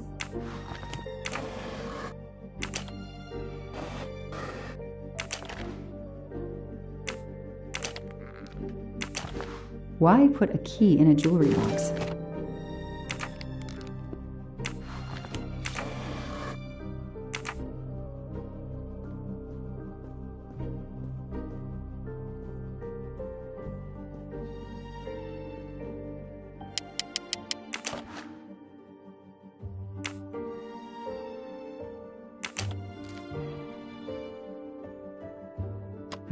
That doesn't work.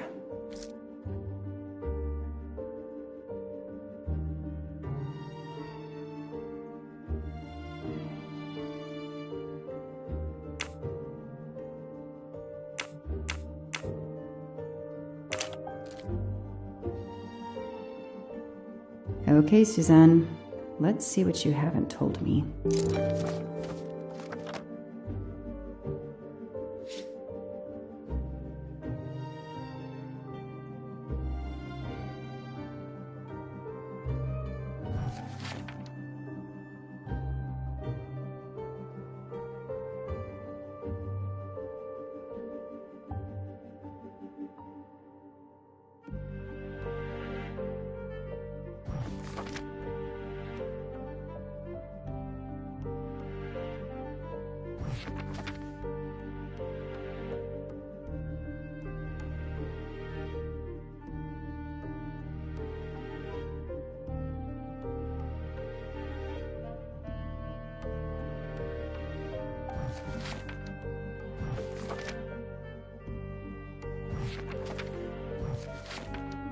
I can see why Suzanne didn't tell me everything about this, Noah. It's clear when he disappeared that she realized something was very wrong.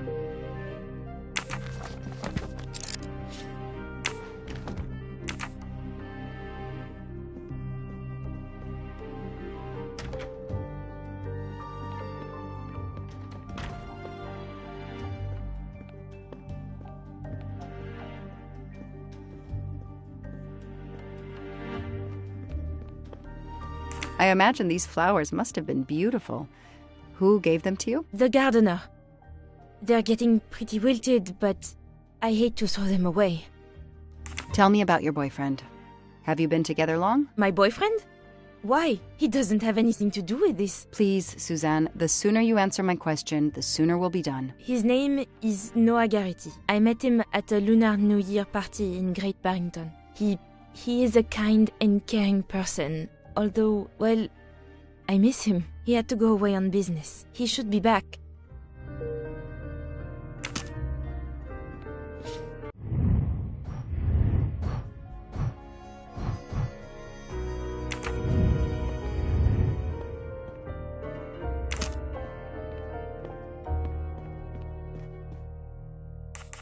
Know anything about Miss Moreau's boyfriend? Her boyfriend?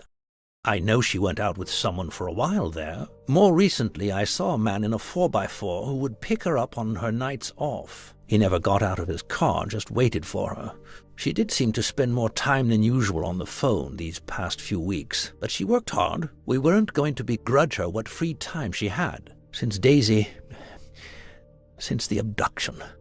She keeps pretty much to herself. I won't be long. Take whatever...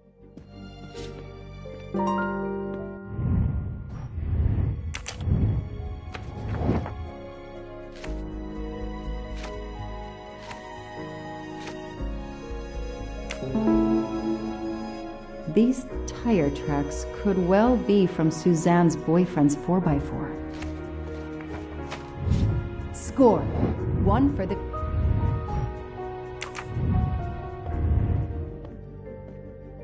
Tread marks of a four-wheel drive vehicle were found outside the garden on the night of the kidnapping. Noah drives one, doesn't he? Where is he, Suzanne? If you know anything more about him, you have to tell me. I know what you're thinking, but it's impossible. He was very nice to me. He never did anything to make me suspicious. We went out to eat, to the movies. Just like a normal couple. He's not the only man in the Berkshires who drives that kind of car.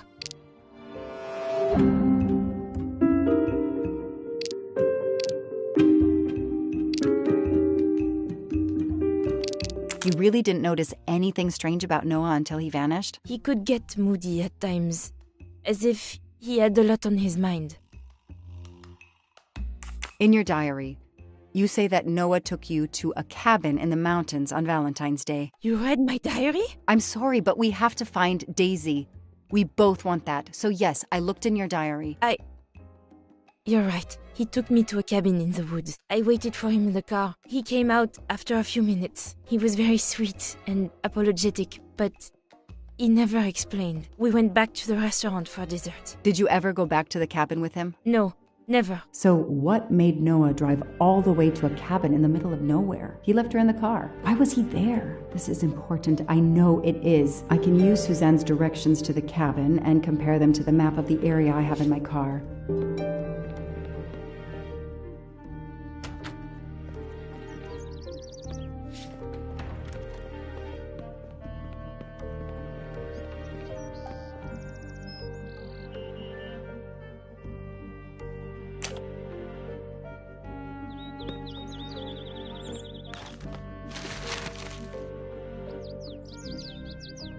Thanks to the information, that can't be the right place.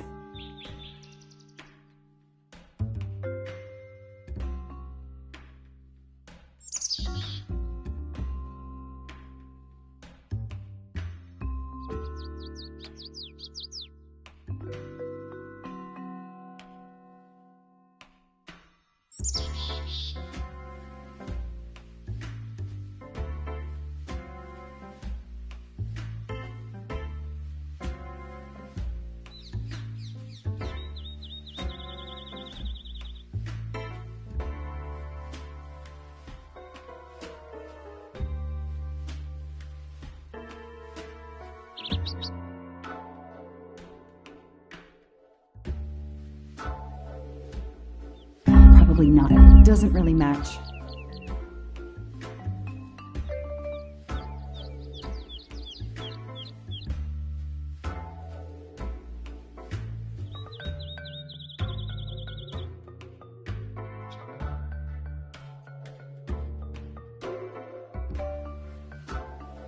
I got it. The cabin has to be here.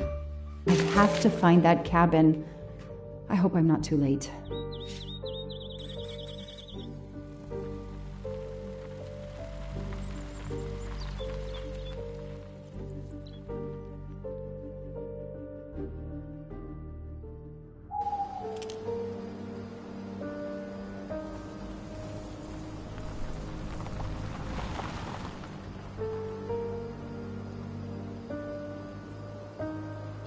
Okay, here's this famous cabin.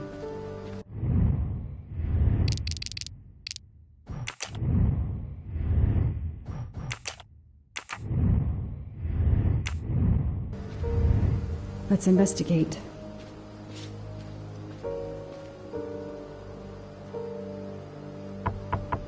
Hello? Is anyone there?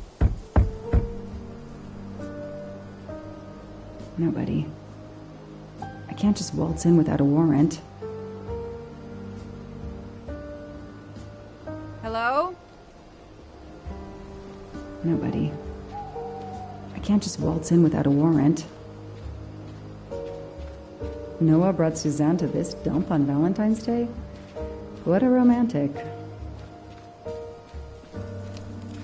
That barrel is sturdy enough. I could climb on it.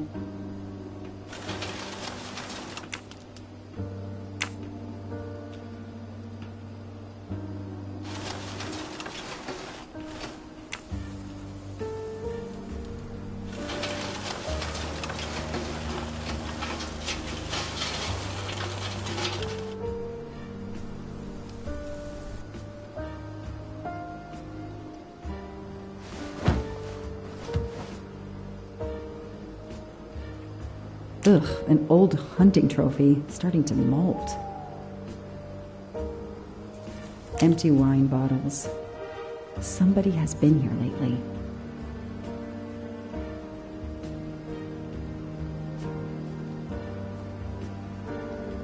It's Daisy's plush toy. If Fluffy is here, the kidnapper has been here. I have to get inside this cabin.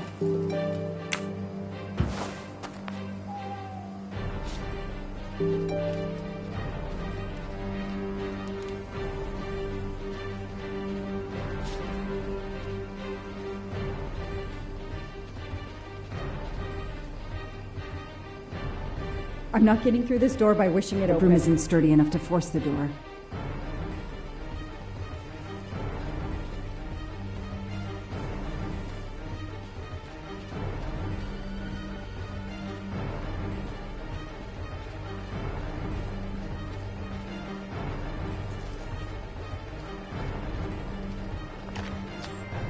Not really my style, but I'll take it.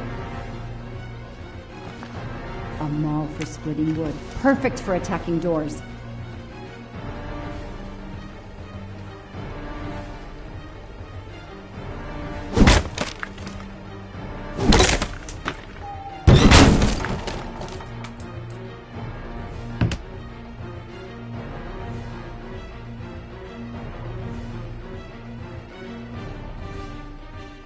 Look at that.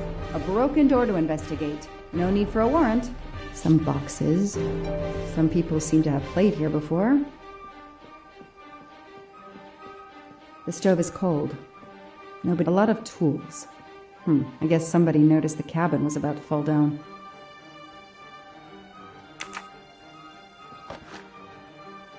That's a woman's hairbrush. Did Suzanne actually come in here after all?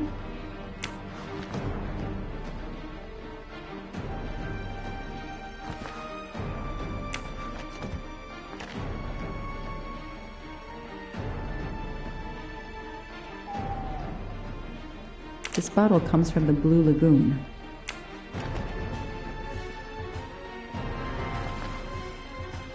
It's Fluffy, no doubt about it.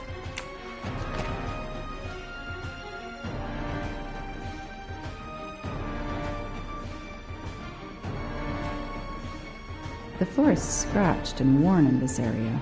The sofa must have been moved a lot.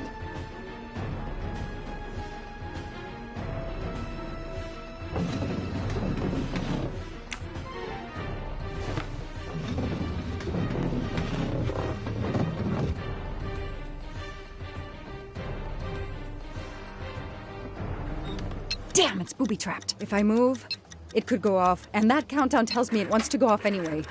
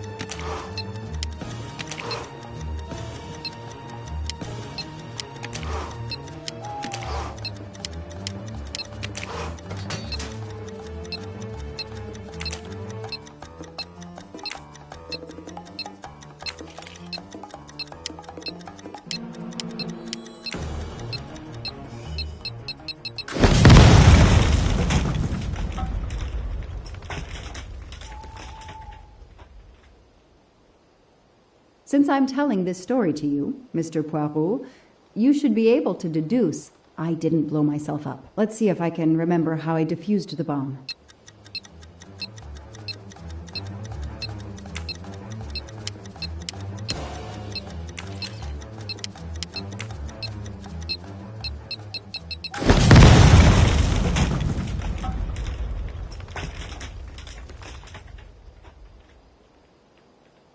Since I'm telling this story to you, Mr. Let's see if...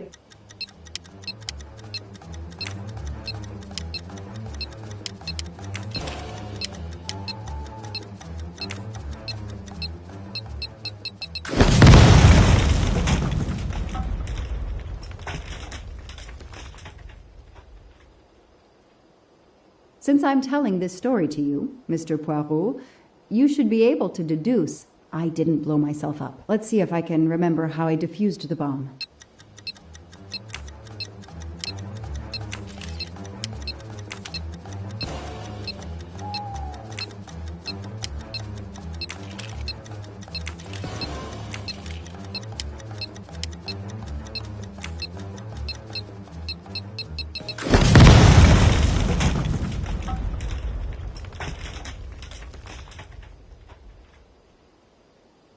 Since I'm telling this story to you, Mr. Poirot, you should be able to deduce I didn't blow myself up. Let's see if I can remember how I defused the bomb.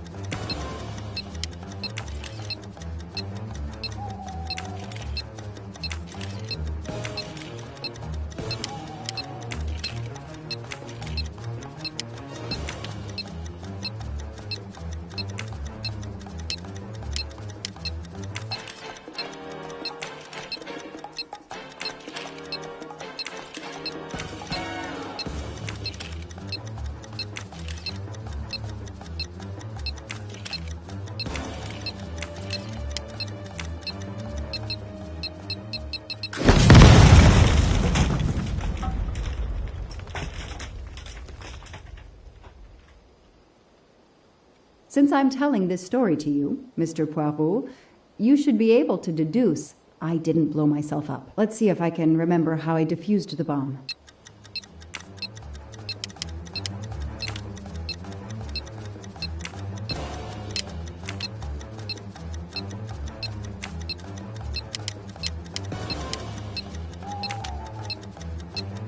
That should do it. Wow, I wonder if that's how close it was. This would have ended my investigation right here. These rods are heading towards the canisters. It must be the trigger for the explosion. I smell a strong, sweet smell. Damn. I think these are filled to the brim with diethyl ether. Incredibly flammable. It looks like the kidnappers wanted to utterly destroy this place and whoever opened this hatch. A wooden crate? I have to open it.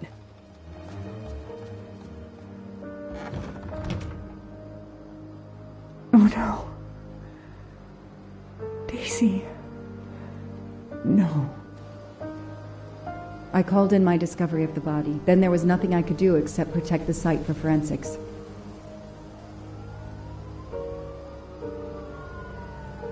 The forensics team arrived an hour later, cordoned off the cabin with crime scene tape, and went to work, looking for physical evidence, fingerprints, testing for fluids, DNA, any clues science can uncover.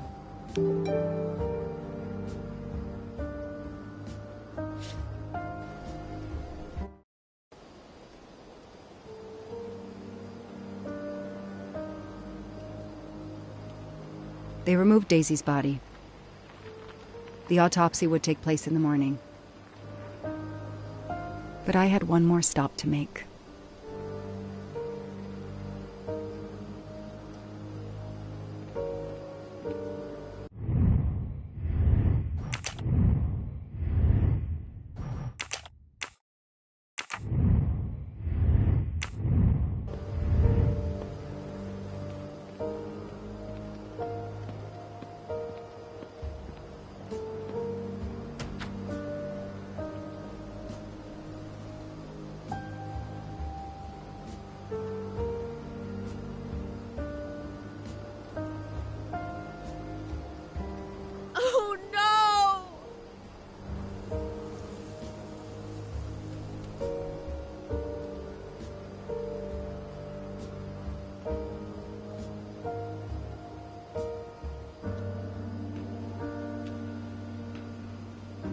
That night, I swore to find the monster who killed that child.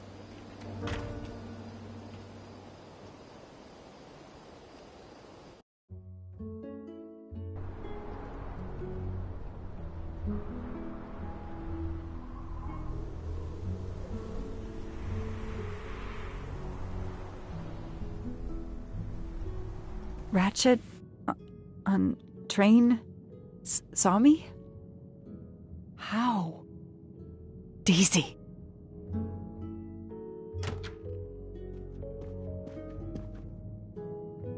She was awake? Then she collapsed again.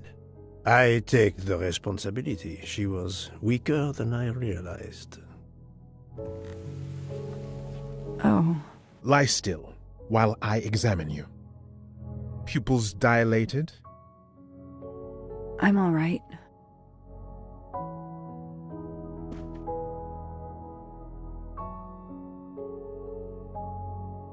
You are far from all right.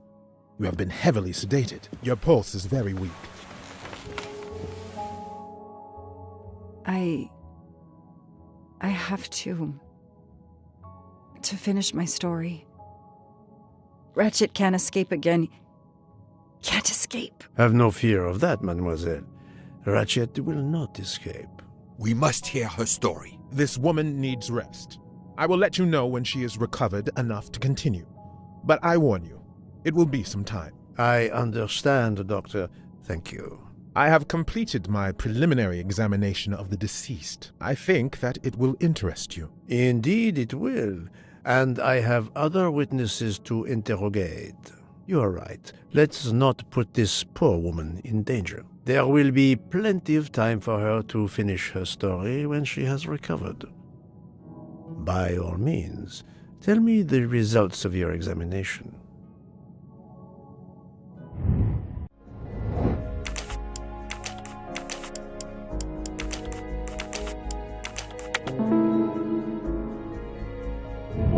I'm right again. Can you estimate the time of death? Rigor mortis was advanced, but not complete. I estimate the death occurred between midnight and 2 in the morning.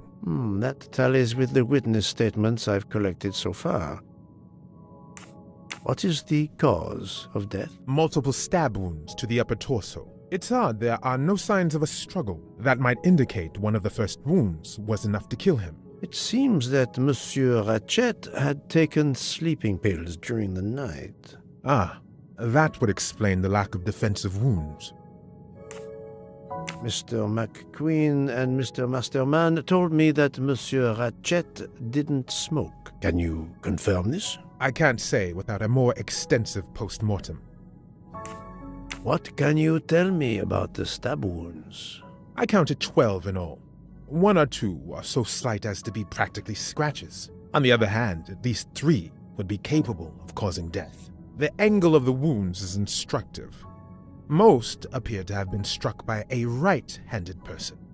But you see, this one, under the right armpit, it's not a deadly blow given the depth, but a right-hander couldn't have done it. It was most certainly struck with the left hand. So, our murderer is left-handed. No, it is more difficult than that, is it not? As you say, Mr. Poirot, some of these other blows are just as obviously right-handed. Do we have a first and second murderer, as the great Shakespeare would put it? The first murderer stabs his victim and exits left, turning off the light. Then a second murderer comes in the dark, does not see his or her work has been done, and stabs a dead body. Magnificent. You think so? I'm glad. It sounds to me a little like nonsense. Thank you, Doctor. Excellent work under difficult circumstances. Please let me know when I may speak again with Mademoiselle Locke. Of course.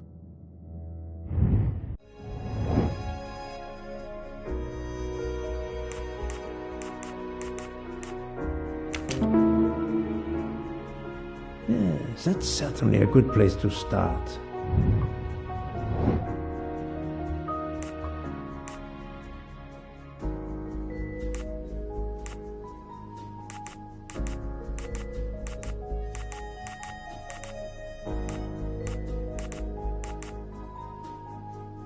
I don't remember any conversations about smoke doesn't smoke. Yes, I have personally seen some passengers smoking. I just have to remember who they were.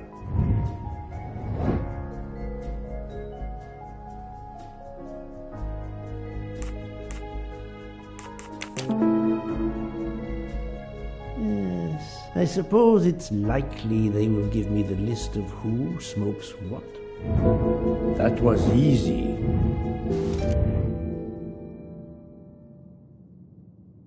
How is Mademoiselle Locke, Doctor? The vital signs are improving, but she is still unconscious. I understand. Thank you for looking after her.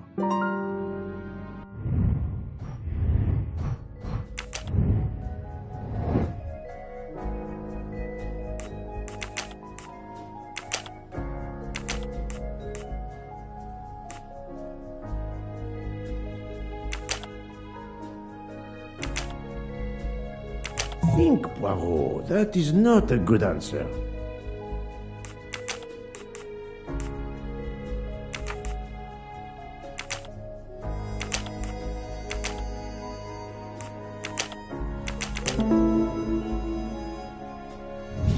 That's the right answer.